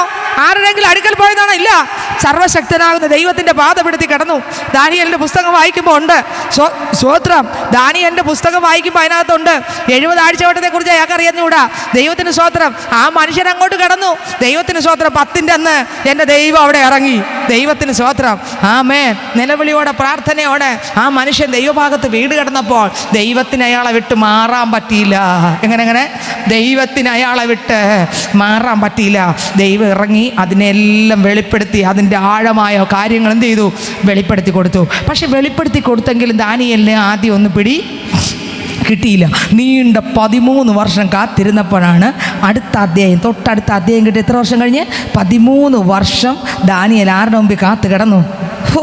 ദൈവത്തിൻ്റെ മുമ്പിൽ ഈ കണ്ട വെളിപ്പാട് ഒന്നുകൂടെ പറഞ്ഞ് മനസ്സിലാക്കി കൊടുക്കാൻ കാത്തു കിടന്നപ്പോൾ 13 വർഷം കഴിഞ്ഞപ്പോഴാണ് അയാൾക്ക് വെളിപ്പെട്ടത്. ഇതായിരുന്നു അതിൻ്റെ യഥാർത്ഥ മർമ്മം. കണ്ട, പെട്ടെന്നൊന്നും എൻ്റെ ദൈവം ആഴമായി ഒരാളെ സ്നേഹിച്ച എൻ്റെ ദൈവം അതിനുള്ള കൃപ ചരിക്കും, അഭിഷേക തൈലം ചരിക്കും, അതവർ പ്രാപിച്ചെടുക്കും. അത് അസാധാരണ വെളിപ്പാടായിരിക്കും. അത് മനുഷ്യനിൽ നിന്ന് പഠിച്ചതല്ല, മനുഷ്യനോട് പ്രാപിച്ചതുമല്ല, ദൈവത്തിൽ നിന്ന് പ്രാപിച്ച ഷപരദര ശകവന ശൂഢവന റീബാലദര സകൽകനാദര റഗതരഗരഗജരന്തരാദര രുഡസ്തമന ഹസ്കോറിയ ലഗന്ധനാദര റിപ്പൽ കനഗദര ഷാരകൽ കനാദിഗത്തന വൈഡമനഗരഗജരന്തരേദര ശിവനഗരഗജര ഷുഡസ്തമന ഹസ്കോറിയ ലഗന്ധനാദര റിപ്പൽ കനാദര ഷാരകൽ കനാദിഗത്തന ഘടകർക്കദര വൈഡമനഗരഗജരന്തരാദര ശിവനഗരഗജര അർത്ഥാരകല അധികത്തനാദര. എൻ്റെ അപ്പൻ്റെ അടുക്കൽ വെപ്രാളപ്പെട്ട് എണീറ്റോടി ഒന്നും കിട്ടൂല. അപ്പൻ്റെ പാദപീഠത്തിൽ അങ്ങോട്ട് വീണ് കിടക്കാൻ പറ്റിയ ഞാൻ പറയാം, ആഴമേറിയ ചില വെളിപ്പാടുകൾ. ആമേൻ, ആമേൻ, ആമേൻ. എത്ര പേർക്ക് ആഗ്രഹമുണ്ട്? എത്ര പേർക്ക് ആഗ്രഹമുണ്ട്? അതേപ്പാ, അതെ, അതെ, ആഴമായത്, ആഴമായത്, ആ കർത്താവിന്റെ ഹൃദയത്തിനകത്തിരിക്കുന്ന രഹസ്യങ്ങൾ. ആമേൻ, ആമേൻ, ആമേൻ, ആമേൻ, ആമേൻ. ഓഹോ, ആർക്കൊക്കെ ആഗ്രഹമുണ്ട്? ആഗ്രഹമുള്ളൊരു കർത്താവിനോട് പറഞ്ഞേ, കർത്താവേ, അതെ, അതെ, അതെ, അതെ, അതെ, അതെ, അതെ, അതെ, അതെ, അതെ, അതെ, ആഴമേറിയ. അതെ, പറഞ്ഞേ. അപ്പൊ ആഴമായ സത്യസന്ധമായ എൻ്റെ അപ്പൻ്റെ ഹൃദയത്തിനകത്തിരിക്കുന്ന ചില രഹസ്യങ്ങൾ എനിക്കും വെളിപ്പെടുത്തി തരണം. എനിക്ക് അങ്ങയിൽ ചാരിക്കിടക്ക, അങ്ങയുടെ പാദം വിടാതെ കെട്ടിപ്പിടിച്ച് എൻ്റെ വിലപ്പെട്ടതെല്ലാം തരാൻ ആ സഹോദരിയെ പോലെ ആ പരിമള തൈലം കൊണ്ട് ആ വിലപ്പെട്ടത് കൊണ്ട് എൻ്റെ അപ്പനെ പൂശ അവൾ പോയി. തൈല കുപ്പി പൊട്ടിച്ചു, ആ പരണി പൊട്ടിച്ച് എൻ്റെ അപ്പൻ്റെ മേൽ ഒഴിച്ചു. ഓഹോ,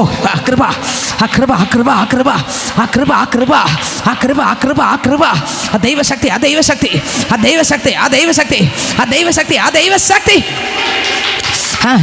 കൃപ പ്രാപിച്ച. അതെ, ആഴമായി അവൾ മുഴുവനും പൊളിച്ചു, മുഴുവനും പൊട്ടിച്ചു. മുഴുവനും പൊട്ടിച്ചപ്പോൾ അതിൻ്റെ വാസന. അതെ, മുഴുവനും.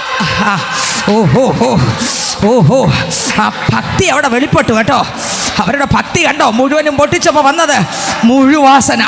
ആ വീട് നിറച്ചു, വീട് നിറച്ചു, വീട് നിറച്ചു, ഇരുന്നിട നിറച്ചു, വാസന, വാസന നിറച്ചു. ഓ ആമേൻ, ആമേൻ. ഓ പൊളിക്കുമ്പോഴാണ് മനസ്സിലാവുന്നത്, പൊളിക്കുമ്പോഴാണ് മനസ്സിലാകുന്നത് യഥാർത്ഥമാണോ എന്ന്.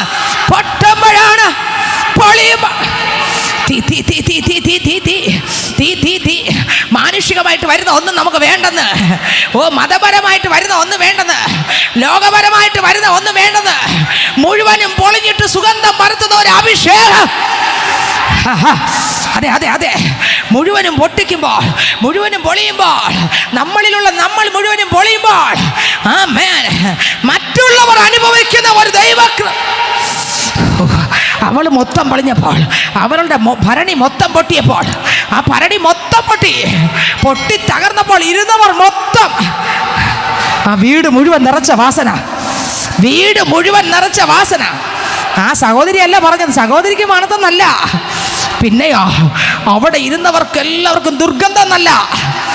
ഓ റപ്പലാദര സക്കമാന റൂഢമാന റീബാലാദര ശകൽക്കനാദര ശിവനഗരഗജര ശന്തൽക്കനഗദര ശാരകൽക്കന ആദികത്തന ഘടകർക്കദര പൈഡമനഗരഗജര അന്തരേതരക്തി തരകന്ധരാദര. ഓഹോ ആമേൻ, ആമേൻ, ആമേൻ. ആ സഹോദരി തൻ്റെ ആ ഭരണി സ്വത്ര മുഴുവനും പൊട്ടിച്ച് എൻ്റെ അപ്പൻ്റെ മേലെ അങ്ങ് ഒഴിച്ചു. അവിടെ നിന്നവരൊക്കെ പലതുമൊക്കെ സംസാരിച്ചു, അവർക്കെല്ലാം പലതും തോന്നി. അപ്പോൾ യൂദാസിന് കൂടുതൽ തോന്നി. ആമേ ആമേ. പണത്തിൻ്റെ അത്യാഗ്രഹമുള്ള പണസഞ്ചി പിടിച്ചിരുന്ന, കാണിക്കപ്പെട്ടി പിടിച്ചിരുന്ന, ഓ സ്വത്ര യൂദാസിന് പലതും തോന്നി കേട്ടോ അമ്മേ. എന്നാൽ സഹോദരി അതൊന്നും തോന്നിയില്ല. അമ്മ ഇരുന്നവർ പറഞ്ഞു, ഇതുവരെ ഇല്ലാത്തൊരു വാസന. എൻ്റെ ദൈവം ആഗ്രഹിക്കുന്നത് ഇതാ, എന്നിൽ നിന്നും നിന്നിൽ നിന്നും ഇതുവരെ ഇല്ലാത്ത ക്രിസ്തുവിൻ്റെ വാസന, സൗരഭ്യ വാസന, ക്രിസ്തുവിൻ്റെ സൗരഭ്യ. ഉണ്ടോ? ഓഹോ, നാട്ടുകാരുടെ മുമ്പിൽ നീ അപമാനായിരിക്കാം, വീട്ടുകാരുടെ മുമ്പിൽ പോട്ടെ, വിട് വിട്. ദൈവത്തിൻ്റെ മുമ്പിൽ ഓഹോ ഒരു സൗരഭ്യ വാസ. 2 കൊരിന്ത്യർ 2:14 വായിക്കുമ്പോൾ അതിനകത്ത് പറയുന്നു, ക്രിസ്തുവിൽ ഞങ്ങളെ എപ്പോഴും ജയോത്സവമായി നടത്തുകയും എല്ലായിടത്തും ഞങ്ങളെ കൊണ്ട് തൻ്റെ പരിജ്ഞാനത്തിൻ്റെ വാസന വെളിപ്പെടുത്തുകയും ചെയ്യുന്ന ദൈവത്തിന് സ്തോത്രം. ആമേൻ, ആമേൻ, ആമേൻ, ആമേൻ, ആമേൻ.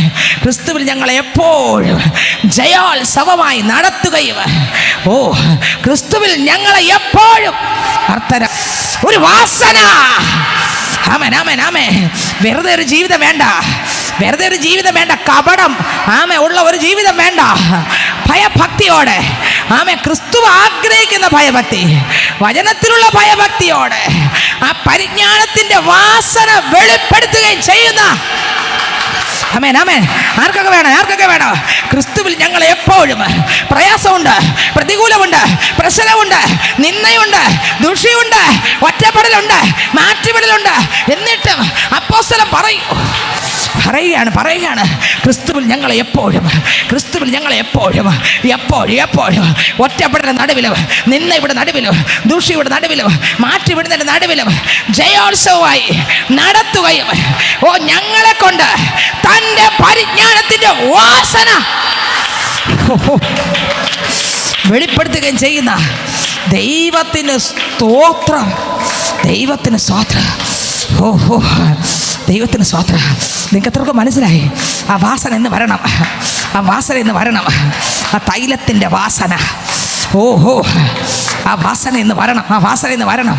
വെറുതെ ഒരു വാസനയല്ല, വെറുതെ ഒരു വാസനയല്ല. ഹല്ലേലൂയ.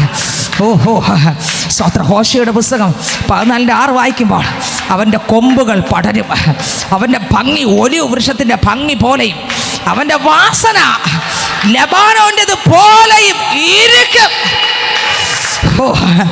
അവൻ്റെ കൊമ്പുകൾ പടരും, അവൻ്റെ ഭംഗി ഒലിവ് വൃക്ഷത്തിൻ ഭംഗി പോലെയും, അവൻ്റെ വാസന ലബാനോൻ്റെത് പോലെയും ഇരിക്കും. ആമേൻ, ആമേൻ. ഹല്ലേലൂയ, ഹല്ലേലൂയ. ദൈവത്തിന് സ്തോത്രം, ദൈവത്തിന് സ്തോത്രം, ദൈവത്തിന് സ്തോത്രം. ഓ ദൈവത്തിന് സ്തോത്രം. ഹല്ലേലൂയ. ദൈവത്തിന് സ്തോത്രം, ദൈവത്തിന് സ്തോത്രം. യെഹെസ്കേലിൻ്റെ പുസ്തകം 8-ാം അധ്യായം വായിക്കുമ്പോൾ അതിനകത്ത് 11-ാം വാക്യം വായിക്കുമ്പോൾ എന്നിട്ട് എഴുതിക്കുന്നു, യെഹെസ്കേലിൻ്റെ പുസ്തകം 8:11 വായിക്കുമ്പോൾ അവൻ്റെ മുമ്പിൽ ഇസ്രായേൽ ഗ്രഹത്തിൻ്റെ മൂപ്പന്മാരിൽ 70 പേരും ശാഫാൻ്റെ മകനായ യെഹസ്യാവ് അവരുടെ നടുവിലും ഓരോരുത്തൻ്റെ കയ്യിൽ ധൂപകലശം പിടിച്ചുകൊണ്ട് നിന്നു. ധൂപമേഘത്തിൻ്റെ വാസന പൊങ്ങിക്കൊണ്ടിരുന്നു. ധൂപമേഘത്തിൻ്റെ വാസന. ദൈവത്തിന് സ്തോത്രം, ദൈവത്തിന് സ്തോത്രം, ദൈവത്തിന് സ്തോത്രം. സ്തോത്ര സ്തോത്ര. ഉത്തമഗീതം പുസ്തകം 4:11 വായിക്കുമ്പോൾ നിന്റെ വസ്ത്രത്തിൻ്റെ വാസന ലെബാനോന്റെ വാസന പോലെ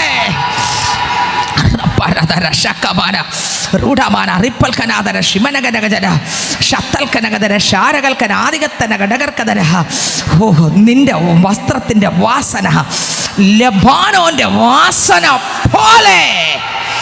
വസ്ത്രത്തിൻ്റെ വാസന. ഇന്ന് എത്ര പേർക്ക് ഈ വചനം വെളിപ്പെടുന്നുണ്ട്? പൈതലേ, ഒരു കപടം വേണ്ട, ഒരു മതപരമായ ഒരു ആചാരം ചടങ്ങല്ല. ക്രിസ്തു യേശു എന്നിൽ നിറഞ്ഞിട്ട് അപ്പനില്ലാതെ എനിക്ക് ജീവിക്കാൻ പറ്റാത്തൊരനുഭവം വന്നിട്ട് അപ്പനിൽ നിറഞ്ഞിട്ട് ഞാൻ മുഴുവനും പൊട്ടിയിട്ട് അകത്തുനിന്ന് വരുന്ന വാസന മുഴുവൻ. ഓഹോ, ആമേൻ, ആമേൻ, ആമേൻ. ഓഹോ, ഹല്ലേലൂയ, ഹല്ലേലൂയ, ഹല്ലേലൂയ. ഓ ദൈവത്തിന് സ്തോത്രം, ദൈവത്തിന് സ്തോത്രം, ദൈവത്തിന് സ്തോത്രം. ഉൽപ്പത്തി പുസ്തകം 27:27 വായിക്കുമ്പോൾ, ഉൽപ്പത്തി പുസ്തകം 27-ാം അധ്യായം അതിൻ്റെ 27-ാം വാക്യം വായിക്കുമ്പോൾ അതിനകത്ത് എഴുതിയിരിക്കുന്നത് വായിച്ചേ. ഉൽപ്പത്തി പുസ്തകം അതിൻ്റെ 27-ാം വാക്യം വായിക്കുമ്പോൾ വായിച്ചേ. അവൻ അടുത്തു ചെന്ന് അവനെ ചുംബിച്ചു. അവൻ അവന്റെ വസ്ത്രങ്ങളുടെ വാസന മണത്ത് അവനെ അനുഗ്രഹിച്ച് പറഞ്ഞത് ഇതാ എന്റെ മകന്റെ വാസന യഹോവ അനുഗ്രഹിച്ചിരിക്കുന്ന വയലിലെ വാസന പോലെ. യഹോവ അനുഗ്രഹിച്ചിരിക്കുന്ന വയലിലെ വാസന പോലെ. ദൈവം ആകാശത്തിന്റെ മഞ്ഞും ഭൂമിയുടെ പുഷ്ടിയും അനവധി ധാന്യവും വീഞ്ഞും നിനക്ക് തരുമാറാകട്ടെ. വംശങ്ങൾ നിന്നെ സേവിക്കട്ടെ, ജാതികൾ നിന്നെ വണങ്ങട്ടെ. നിന്റെ സഹോദരന്മാർക്ക് നീ പ്രഭുവായിരിക്കുക. നിന്റെ മാതാവിന്റെ പുത്രന്മാർ നിന്നെ വണങ്ങട്ടെ. നിന്നെ ശപിക്കുന്നവനെല്ലാം ശപിക്കപ്പെട്ടവൻ. അപ്പൻ പറയുന്ന വാസനയാണ്. ഹല്ലേലൂയ. അടുത്ത വരി. നിന്നെ അനുഗ്രഹിക്കുന്നവനെല്ലാം അനുഗ്രഹിക്കപ്പെട്ടവൻ. മതി. അടുത്ത വരി കൂടെ. ഇസഹാക്ക് യാക്കോബിനെ അനുഗ്രഹിച്ചു കഴിഞ്ഞപ്പോൾ യാക്കോബ് തന്റെ അപ്പനായ ഇസഹാക്കിന്റെ മുമ്പിൽ നിന്ന് പുറപ്പെട്ടു. മതി. ഹല്ലേലൂയ. എന്നെ കേൾക്കുന്ന ദൈവത്തിന്റെ പൈതലേ, സ്തോത്രം. ഒരു വാസന. വീണ്ടും വായിക്കുമ്പോൾ കൊരിന്ത്യർക്ക് ലേഖനം 2:16 വായിക്കുമ്പോൾ സ്തോത്രം. ഇവർക്ക് മരണത്തിൽ നിന്ന് മരണത്തിലേക്കുള്ള വാസന, അവർക്കോ ജീവനിൽ നിന്ന് ജീവങ്കലേക്കുള്ള വാസന. ആമേൻ, ഹല്ലേലൂയ. അവർക്കോ ജീവനിൽ നിന്ന് ജീവങ്കലേക്കുള്ള വാസന. വായിച്ചേ. ഇവർക്ക് മരണത്തിൽ നിന്ന് മരണത്തിലേക്കുള്ള വാസന, അവർക്കോ ജീവനിൽ നിന്ന് ജീവങ്കിലേക്കുള്ള വാസന തന്നെ. ജീവങ്കൽ നിന്ന് ജീവങ്കലേക്കുള്ള വാസന. ആ സഹോദരി അങ്ങോട്ട് ഭരണി അങ്ങോട്ട് പൊട്ടിച്ചു, തന്നെ മുഴുവൻ ഉടച്ചു. തന്നിൽ നിറഞ്ഞു നിന്ന ക്രിസ്തുവിൻ്റെ സൗരഭ്യം. അങ്ങേ വിട്ടെങ്ങും പോകയില്ല ഞാൻ, അങ്ങേ വിട്ടെങ്ങും പോകയില്ല ഞാൻ, അങ്ങിൽ ചേർന്നെന്നും ജീവിക്കും ഞാൻ, സത്യസാക്ഷിയായി ജീവിക്കും ഞാൻ. മർക്കോസ് 14:3 വായിക്കുമ്പോൾ, മർക്കോസ് സുവിശേഷം 14:3 വായിക്കുമ്പോൾ, അവൻ ബെഥാന്യയിൽ കുഷ്ഠരോഗിയായ ശിമോന്റെ വീട്ടിൽ പന്തിയിലിരിക്കുമ്പോൾ ഒരു സ്ത്രീ ഒരു വെൺകൽ ഭരണി വിലേറിയ സ്വച്ഛ ജഡമാംസി തൈലവുമായി വന്നു. ഭരണി പൊട്ടിച്ച് അവൻ്റെ തലയിൽ ഒഴിച്ചു. ഭരണി പൊട്ടിച്ച് അമ്മേ അങ്ങോട്ട് പൊട്ടിച്ചു. ഭരണി പൊട്ടിച്ചു. അകത്തിരുന്ന തൈലം. വായിച്ചേ. അവൻ ബെഥാനിയിൽ കുഷ്ഠരോഗിയായ ശീമോന്റെ വീട്ടിൽ പന്തിയിൽ ഇരിക്കുമ്പോൾ ഒരു സ്ത്രീ ഒരു വെങ്കൽ ഭരണി വിലയേറിയ സ്വച്ഛ ജഡമാംസി തൈലവുമായി വന്ന് ഭരണി പൊട്ടിച്ച് അവന്റെ തലയിൽ ഒഴിച്ചു. അവിടെ ചിലർ തൈലത്തിന്റെ ഈ വെറും ചെലവ് എന്തിന് ഇത് 300-ലധികം വെള്ളിക്കാശിന് വിറ്റ് ദരിദ്രർക്ക് കൊടുക്കുവാൻ കഴിയുമായിരുന്നല്ലോ എന്നിങ്ങനെ ഉള്ളിൽ നീരസപ്പെട്ട് അവളെ ഭർഷിച്ചു. എന്നാൽ യേശു അവളെ വിടുവിൻ, അവളെ അസഹ്യപ്പെടുത്തുന്നത് എന്ത്? നിങ്ങൾ ചിന്തിച്ചേ, അവൾ അസഹ്യപ്പെടുത്തുന്നത് എന്ത്? അടുത്ത വരി. അവൾ എങ്കിൽ നല്ല പ്രവൃത്തിയല്ലോ ചെയ്തത്. എന്തൊന്ന് പ്രവൃത്തി? നല്ല പ്രവൃത്തി. അത് ആരുടെ പ്രവൃത്തി? പറ, ആരുടെ പ്രവൃത്തി? നിങ്ങൾ ശ്രദ്ധിക്കുന്നുണ്ട്? ഇത് ആരുടെ പ്രവൃത്തി? തന്നെ പൊട്ടിച്ചിട്ട് ക്രിസ്തുവിനെ വെളിപ്പെടുത്തുന്ന പ്രവൃത്തി ആരുടേത്? പറ, ആരുടെ പ്രവൃത്തി? യേശുവിൻ്റെ പ്രവൃത്തി. നല്ല എങ്കൽ ആരിൽ എങ്കൽ നല്ല. ഒരിക്കലെങ്കിലും നമ്മളെ നോക്കി ഇത് പറഞ്ഞിട്ടുണ്ടോ? ശാലിനി, നീ എങ്കൽ നല്ല പ്രവൃത്തി ചെയ്തെന്ന്. ഇനി അടുത്ത വരി അതിനേക്കാളും അപ്പുറം വായിച്ചേ. ദരിദ്രർ നിങ്ങൾക്ക് എല്ലായ്പ്പോഴും അടുക്കെ ഉണ്ടല്ലോ. അടുത്ത, ഇച്ഛിക്കുമ്പോൾ അവർക്ക് നന്മ ചെയ്യുവാൻ നിങ്ങൾക്ക് കഴിയും. അടുത്ത, ഞാനോ എല്ലായ്പ്പോഴും നിങ്ങളോട് കൂടെ ഇരിക്കയില്ല. അടുത്ത, അവൾ തന്നാൽ ആവത് ചെയ്തു. തന്നാൽ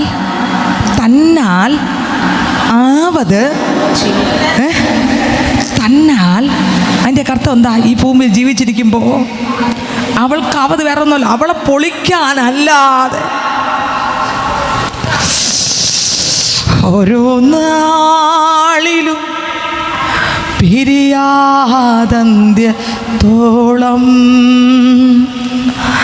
ഓരോ നിമിഷവും കൃപയാൽ നടത്തിയിടുമേ. ഓരോ നാളിലും പിരിയാതന്ത്യത്തോളം ഓരോ നിമിഷവും കൃപയാൽ നടത്തിയിടുമേ. ഞാനങ്ങേ സ്നേഹിക്കുന്നു, എൻ ജീവനെ കളന്നും ആരാധിക്കും അങ്ങേ ഞാൻ ആത്മാർത്ഥ ഹൃദയമോടെ. ആരാധിക്കും അങ്ങേ ഞാൻ ആത്മാർത്ഥ ഹൃദയമോടെ. എന്നെ സ്നേഹിക്കും സ്നേഹത്തിൻ്റെ ദൈവമേ, എന്നെ സ്നേഹിക്കും സ്നേഹത്തിൻ ആഴമീത്. വൻകൃപയെ ഓർത്തിടുമ്പോ എന്തുണ്ട് പകരം നൽകാൻ? രക്ഷയിൻ പാനപാത്രം ഉയർത്തും ഞാൻ നന്ദിയോടെ. രക്ഷയിൻ പാനപാത്രം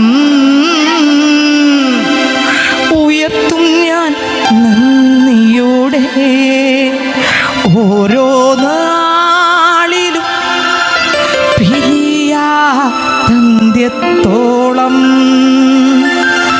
ഓരോ നിമിഷവും കൃപയാൽ നടത്തിയിടുമേ. ഓരോ നാളിലും പിരിയാതന്ത്യത്തോളം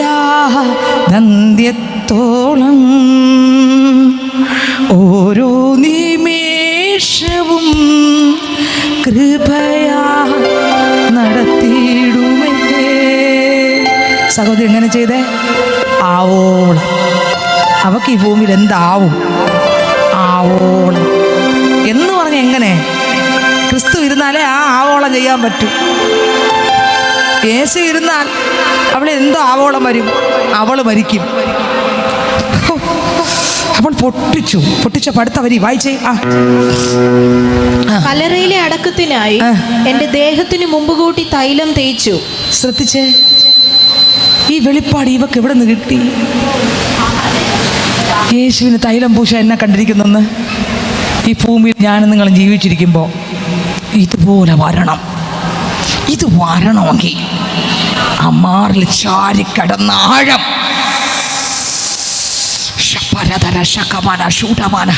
അല്ലെങ്കിൽ ചിലരൊക്കെ ചെയ്ത് കാണുന്നതൊക്കെ കണ്ട് ചെയ്യാം, അത്രയേ ഉള്ളൂ. കണ്ടൊക്കെ ചെയ്യാം, അതല്ല, കണ്ട് ചെയ്യാം. ഈ സഹോദരി കണ്ട് ചെയ്തല്ല. നിങ്ങൾക്ക് എത്രയൊക്കെ മനസ്സിലായി? അപ്പൻ്റെത് ആർക്കും വെളിപ്പെടാത്ത ഒരു മർമ്മ. അപ്പോഴത് ഹല്ലേലൂയ, ഹല്ലേലൂയ, ഹല്ലേലൂയ. അവിടെ നിന്നവർക്ക് എല്ലാവർക്കും അത് അത്രത്തോളം സ്വീകരിക്കാൻ പറ്റിയില്ല. പക്ഷെ സ്വർഗ്ഗം സ്വീകരിച്ചു. ആമേ ആമേ ആമേ ആമേ. സ്വർഗ്ഗം സ്വീകരിച്ചതും യേശുവിങ്കൽ നല്ല പ്രവൃത്തിയും. ഓ, പിന്നെ ശവസംസ്കാര ശുശ്രൂഷ. യേശു മരിച്ചില്ല, മുൻകൂട്ടി കണ്ട സഹോദരി. എവള് പ്രാപിച്ച വെളിപ്പാട് എവിടെ നിന്ന്? നിങ്ങൾ ചിന്തിച്ച്, എവള് പ്രാപിച്ച വെളിപ്പാട് എവിടെ നിന്ന്? ഈ സഹോദരിക്ക് ഇത് ആര് വെളിപ്പെടുത്തി കൊടുത്തു? നീ ആ തൈലം പൊട്ടിച്ചങ്ങോട്ട് ഒഴിപ്പണ്ടിരിക്കുന്ന ഇന്നടുത്താണെന്ന് ആര് ഇങ്ങനൊരു വെളിപ്പാട് പ്രാപിക്കണമെങ്കിലേ ഞാൻ പറയാ, ഈ മതഭക്തിയും കൊണ്ട് നടന്നാ പറ്റത്തില്ല. നിങ്ങൾക്ക് എത്ര പേർക്ക് വെളിപ്പെടുത്തി നിങ്ങൾക്ക് ഇഷ്ടപ്പെടുന്നില്ലായിരിക്കാം ഈ വചനം. പക്ഷെ ഞാൻ പറയാം, അല്ല, ഇത് പൊട്ടിയിട്ട് ക്രിസ്തു യേശു എന്നിൽ നിറഞ്ഞ് ആ യോഹന്നാനെ പോലെ യോഹന്നാനാകണമെന്നല്ല.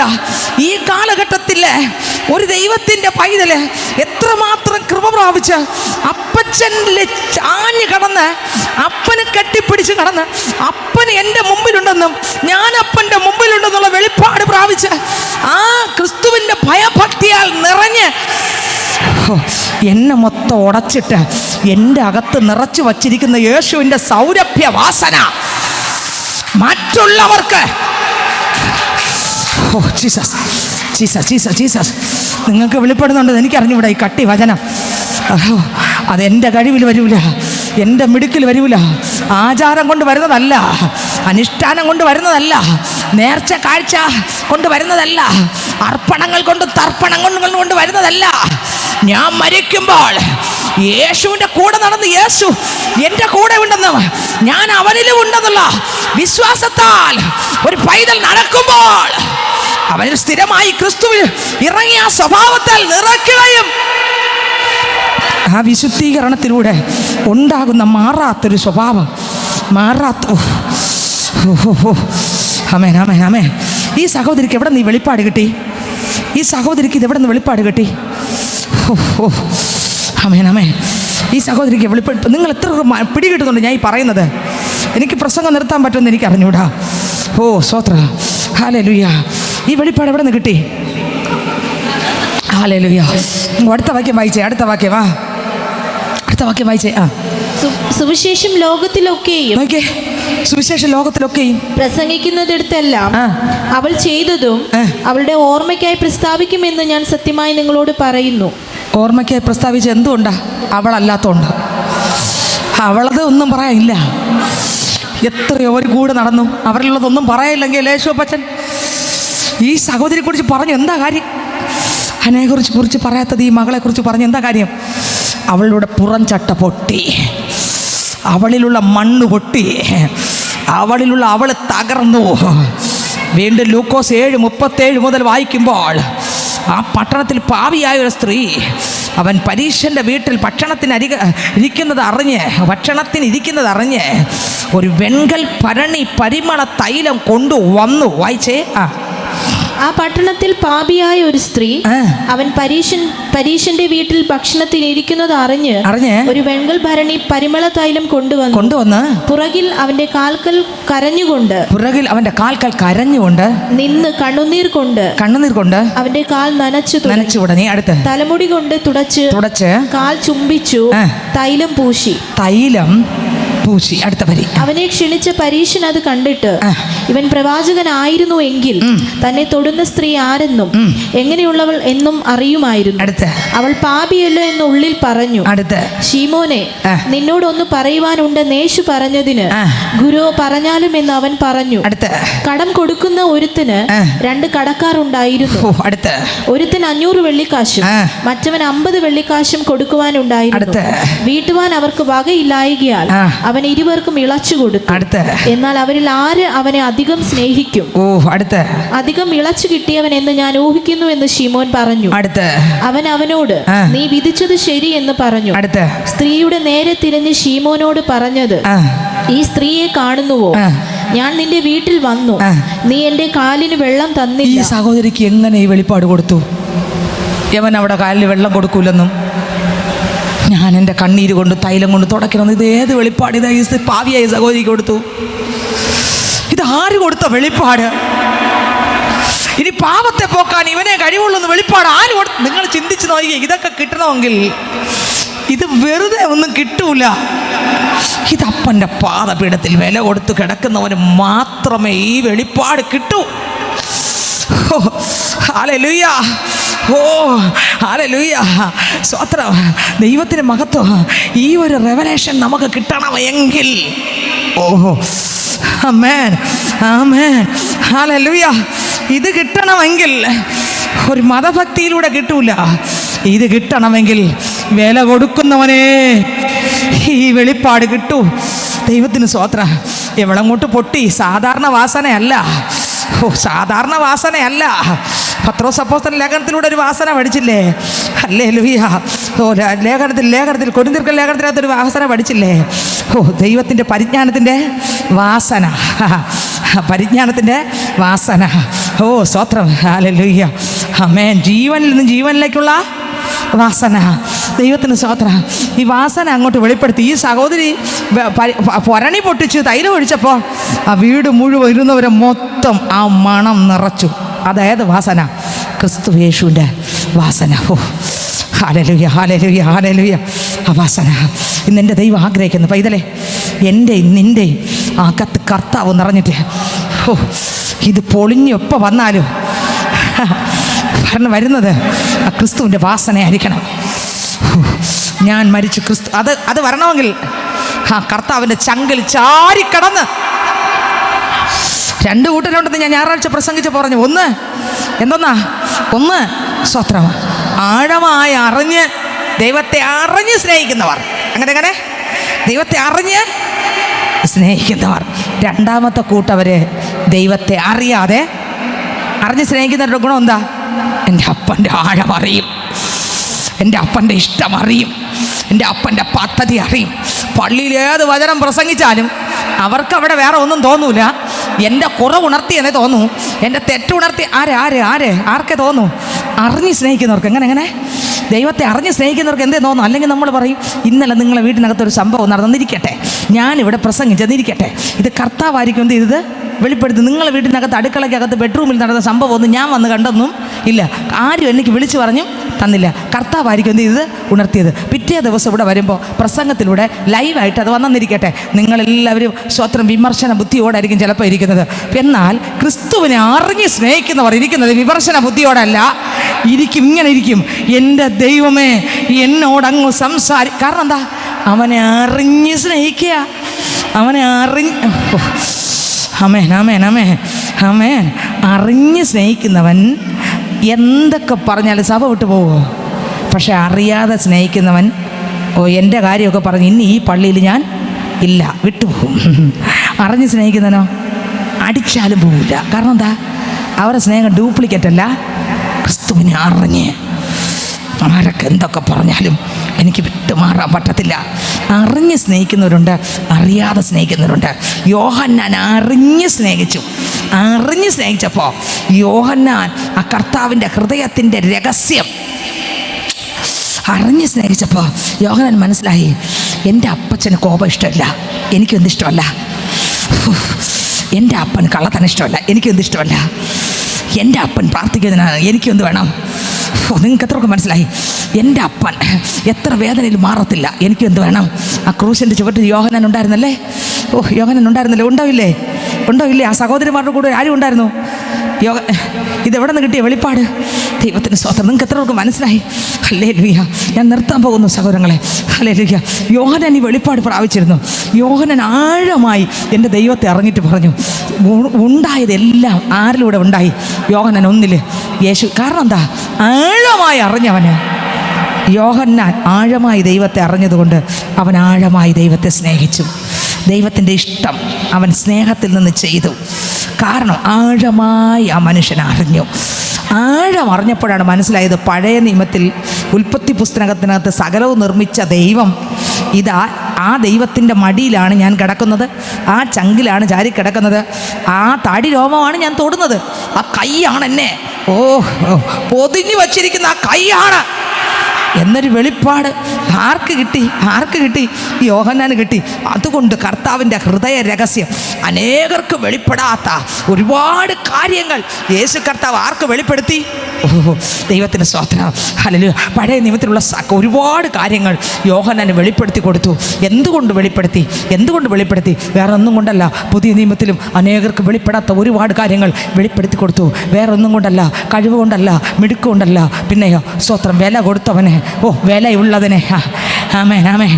യഥാർത്ഥ ഭക്തി എന്ന് പറഞ്ഞാൽ എന്തോന്നാ? വിലയുള്ളതിന് വില കൊടുക്കുന്നതാണ് യഥാർത്ഥ ഭക്തി.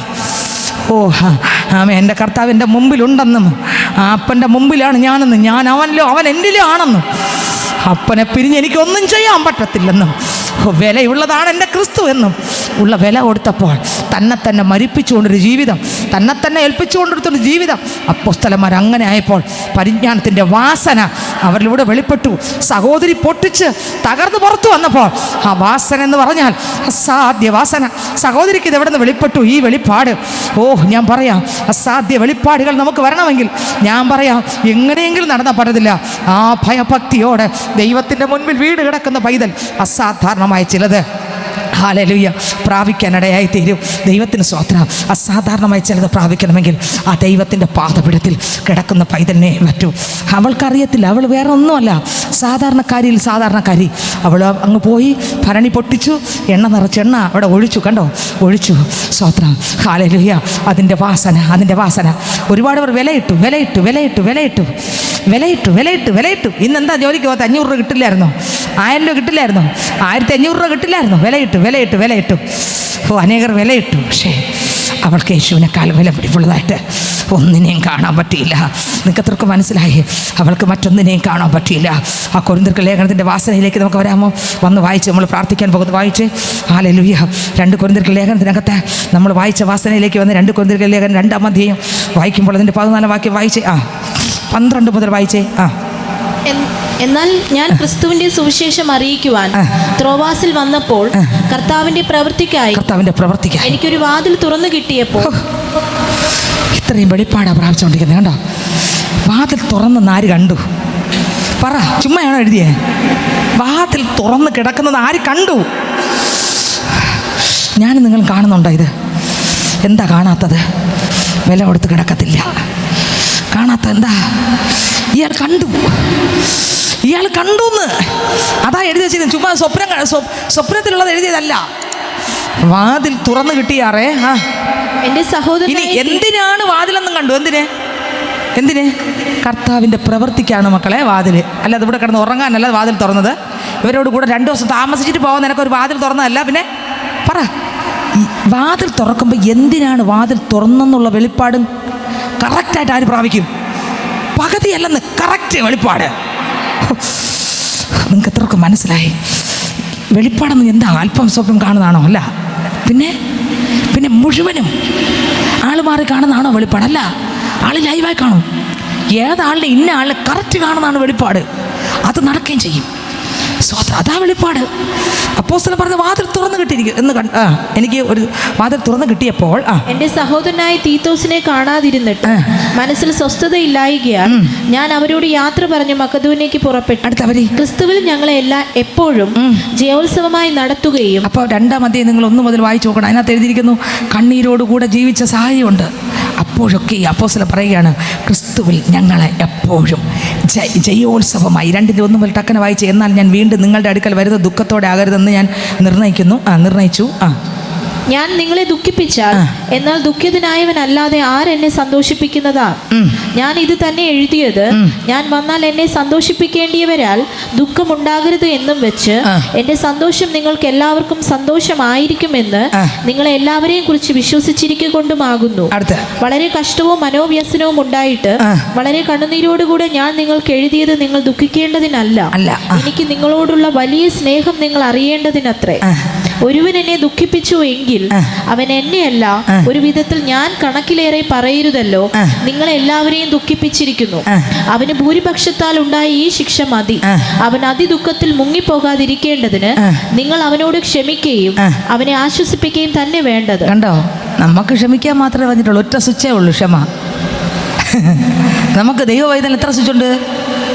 ഒറ്റ സ്വിച്ച്. എപ്പോഴും ഒറ്റ സ്വിച്ച്, ക്ഷമിക്കുക. ഒറ്റ സ്വിച്ചേ ഉള്ളൂ. 2 സ്വിച്ചില്ല, ഓഫില്ല. പിന്നെ എപ്പോഴും ഓൺ. ആരെ കൊണ്ട് പറ്റും? അതാ പറഞ്ഞേ, എപ്പോഴും എന്തേ ഉള്ളൂ? ശത്രുവിൻ്റെ മുന്നിൽ ഒറ്റ സ്വിച്ച്, അത് ഓൺ. യേശുവിൻ്റെ സ്വിച്ച് എപ്പോഴും ഓണായിരുന്നു. ഒറ്റ ഇതേ ഉള്ളൂ, ലൈറ്റ് എപ്പോഴും കത്തി നിൽക്കും, ഓഫാക്കാൻ പറ്റില്ല. കറണ്ട് ബില്ല് ഒരുപാടാവും, ഓഫാക്കാൻ പറ്റില്ല. കറണ്ട് ബില്ല് നിങ്ങൾക്ക് ഉദ്ദേശിച്ചൊക്കെ മനസ്സിലായല്ലോ. വില ഒരുപാട് കൊടുക്കേണ്ടി വരും, ലൈറ്റ് എപ്പോഴും കത്തി നിൽക്കാൻ, പക്ഷെ ഓഫാക്കാൻ പറ്റില്ല. ഇനി ക്ഷമിക്കണ ഒറ്റ സ്വിച്ചേ ഉള്ളൂ. ക്ഷമയുടെ അപ്പുറത്തൊന്നും സ്വിച്ചില്ല. ഒറ്റ സ്വിച്ച് ബോർഡിൽ ഒറ്റ സ്വിച്ച്, ക്ഷമ. ഇത് മാത്രമേ ഉള്ളൂ. നിങ്ങൾ ചിന്തിച്ച് നോക്കി. ഇനി വായിച്ചേ 14 വാക്യം 2-ന്റെ.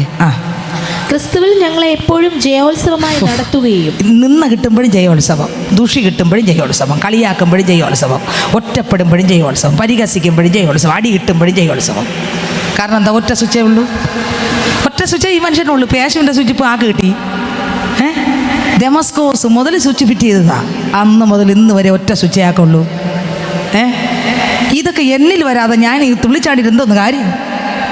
സ്വത്രം. ഒറ്റ സ്വിച്ച്. ഏത് സ്വിച്ച്? ഒറ്റ സ്വിച്ച്. സ്വത്രം. ക്ഷമിക്കാനുള്ള സ്വിച്ച്. അപ്പുറത്തില്ല.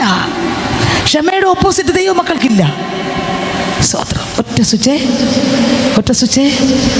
സ്വിച്ചേ ഉള്ളൂ. അത് ക്ഷമിക്കുക എന്നുള്ള സ്വിച്ച്. അതിലപ്പുറത്തൊന്നുമില്ല. പക്ഷേ നമ്മളെ സ്വിച്ച് ബോർഡിനകത്ത് ഒരുപാട് സ്വിച്ചുണ്ട്. ചിലരോട് ക്ഷമിക്കുക, ചിലരോട് ക്ഷമിക്കാതിരിക്കുക. നമ്മളെ മക്കളോട് നമ്മൾ ക്ഷമിക്കും, മറ്റുള്ളവരാരോടും. നമ്മളെ മക്കൾ എന്ത് കോപ്പറേറ്റത്തിൽ കാണിച്ചാലും ക്ഷമിക്കും. അതിന് വേണ്ടി ഒരു പ്രത്യേക സ്വിച്ചുണ്ട്. അതിൻ്റെ അപ്പുറത്തൊരു സ്വിച്ചുണ്ട്, അത് ഒരിക്കലും അത് ഓഫാകത്തില്ല. അതെപ്പോഴും ക്ഷമിക്കാത്ത ഒരു സ്വഭാവത്തിൻ്റെ സ്വിച്ചാണ്. അത് എപ്പോഴും വിരോധമായിട്ടിരിക്കുന്ന സ്വിച്ച്. എത്ര സ്വിച്ച് ഉണ്ടെന്ന് നോക്കിയേ. പക്ഷേ യേശുപ്പച്ചി പറയും, നിനക്ക് ഒറ്റ ബോർഡിൽ ഒറ്റ സ്വിച്ചേ കാണാവൂ, ക്ഷമിക്കുക എന്നുള്ള സ്വിച്ച്. ക്ഷമ വന്നാൽ എന്തായിരിക്കും നോക്ക്, അവിടെ ഒരു പ്രശ്നം ഉണ്ടാവില്ലല്ലേ. ക്ഷമ വന്നാൽ അടുത്ത വരി വായിച്ചേ. ക്രിസ്തുവിൽ ഞങ്ങളെ എപ്പോഴും ജയോത്സവമായി നടത്തുകയും എല്ലായിടത്തും ഞങ്ങളെ കൊണ്ട് തന്റെ പരിജ്ഞാനത്തിന്റെ വാസന വെളിപ്പെടുത്തുകയും ചെയ്യും എന്ന് പറഞ്ഞ എന്തോന്നാ? യേശുപ്പച്ചനിൽ എന്തുണ്ടോ ഇതെല്ലാം ആരിലൂടെ വരുന്നു. ഒരു സ്വിച്ച് ഇട്ടതുപോലെ ആരിലൂടെ വരുന്നു. എല്ലാം ഒരു രീതിയിലുള്ള വാസനയല്ല. ക്രിസ്തുയേശുവിനെ കുറിച്ചുള്ള പരിജ്ഞാനം ആ കർത്താവിലുള്ളതാ. അതെല്ലാം ടക്ക് ടക്കെന്ന് വരേണ്ട സ്ഥലത്ത് വരേണ്ട രീതിയിൽ. രോഗിയുടെ അടുക്കൽ അവിടെ അങ്ങനെ, നിന്ദിക്കുന്നവരുടെ അടുക്കൽ അങ്ങനെ, അടി തരുന്നവരുടെ അടുക്കൽ അങ്ങനെ, കളിയാക്കുന്നവരുടെ അടുക്കൽ അങ്ങനെ. ഏത് രീതിയിലൊക്കെയാണോ ആവശ്യം അവിടെ എല്ലാം അതുപോലെ വരുന്ന ആ ക്രിസ്തുവിൻ്റെ പരിജ്ഞാനം, ആ പരിജ്ഞാനത്തിൻ്റെ വാസന എവിടെയല്ല എങ്ങനെ വരണം? അവിടെ. ഒരു ദുഃഖത്തിരിക്കുന്ന വീട്ടിൽ പോയാൽ അപ്പോസ്തലനോട് ഏത് വാസന വരണം? അവിടെ. അത് ഒരു സന്തോഷം വീട്ടിൽ പോയാൽ ഏത് വാസന വേണം? അത്. ഒരു രോഗിയുടെ വീട്ടിൽ പോയാൽ ഏത് വാസന വേണം? അത്. തന്നെ അടിച്ച് ശിക്ഷിച്ച് കല്ല് വാരി എറിഞ്ഞ് ഒരാളുടെ അടുക്കൽ നിൽക്കുമ്പോൾ ഏത് വാസന വേണം? അത്. ഒരു ചെകിട്ടത്ത് അടിക്കുന്നവൻ്റെ അടുക്കൽ നിൽക്കുമ്പോൾ ഏത് വാസന വേണം? അത്. നിങ്ങൾ ചിന്തിച്ച് നോക്കിയേ. ഇതെല്ലാം ആരിലുള്ളത്? ഒറ്റ സ്വിച്ച്. ആരിലുള്ളത്? ഇപ്പം ആരിലിരിക്കുന്നു ആ സ്വിച്ച്? ദൈവത്തിൻ്റെ സ്വിച്ച്. അതെങ്ങനെ വന്നു? ഡെമസ്കോസിൽ വെച്ച് തന്നെ കൊന്നപ്പോൾ ആ സ്വിച്ച് അവിടെ ഓണായി. അപ്പം മുതൽ അകം കണ്ണ് തുറന്നു, പുറം കണ്ണടഞ്ഞു. ആൾക്കാർക്ക് പട്ടണം തോന്നി. ക്രിസ്തു നിമിത്തം അവൻ ഭ്രാന്ത് പിടിച്ചവനായി. ക്രിസ്തുവിൻ്റെ വചനപ്രകാരം ഭ്രാന്തനായി, ആത്മാവിൽ ഭ്രാന്തനായി, ആത്മാവിൽ നിറഞ്ഞു. വായിച്ചാ വരി. പരിജ്ഞാനത്തിന്റെ വാസന വെളിപ്പെടുത്തുകയും ചെയ്യുന്ന ദൈവത്തിന് സ്തോത്രം. അടുത്ത്. രക്ഷിക്കപ്പെടുന്നവരുടെ ഇടയിലും നശിക്കുന്നവരുടെ ഇടയിലും ഞങ്ങൾ ദൈവത്തിന് ക്രിസ്തുവിന്റെ സൗരഭ്യ വാസനയാകുന്നു. എങ്ങനെ? നമ്മൾ രക്ഷിക്കപ്പെടാത്തവരുടെ ഇടയിൽ ചവിട്ടി പുറത്താക്കിയിട്ട് ഒറ്റ ഓട്ടം ഓടും. ഇവിടെ പറയുന്നു ഞങ്ങൾ എവിടെയും വാസന.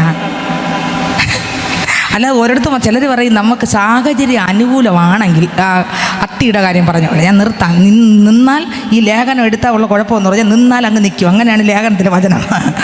നിന്നാൽ അങ്ങ് ഇരുട്ടവൾക്ക് നിന്നാലും ഒരു ഇതും തോന്നില്ല, നിർത്താനും പറ്റില്ല. ലേഖനം അങ്ങനെയാണ്. ലേഖനം മുഴുവൻ അപ്പോസ്തലന് ദൈവം കൊടുത്ത വെളിപ്പാടാണ്. അതിനകത്തുള്ള ആഴം എന്ന് പറഞ്ഞാൽ നമുക്ക് ചിന്തിക്കാനൊന്നും പറ്റാത്തതാണ്. അപ്പോൾ ദൈവത്തിന് സ്തോത്രം. അപ്പോസ്തലൻ പറയുകയാണ്, വായിച്ചേ ഒന്നുകൂടെ വരി. രക്ഷിക്കപ്പെടുന്നവരുടെ ഇടയിലും നശിക്കുന്നവരുടെ ഇടയിലും. അപ്പൊ രക്ഷിക്കപ്പെടുന്നവരുടെ ഇടയിലും നശിക്കുന്നവരുടെ ഇടയിലും ഞങ്ങൾ ദൈവത്തിന് ക്രിസ്തുവിന്റെ സൗരഭ്യ വാസനയാകുന്നു. ദൈവത്തിന് ക്രിസ്തുവിന്റെ സൗരഭ്യ ദൈവത്തിന് ക്രിസ്തുവിൻ്റെ സൗരഭ്യ, ദൈവത്തിൻ്റെ വാസന വെളിപ്പെടുത്തിയത് ആര്? ക്രിസ്തു. ക്രിസ്തുവിൻ്റെ സൗരഭ്യ വാസന വെളിപ്പെടുത്തേണ്ട ആര്?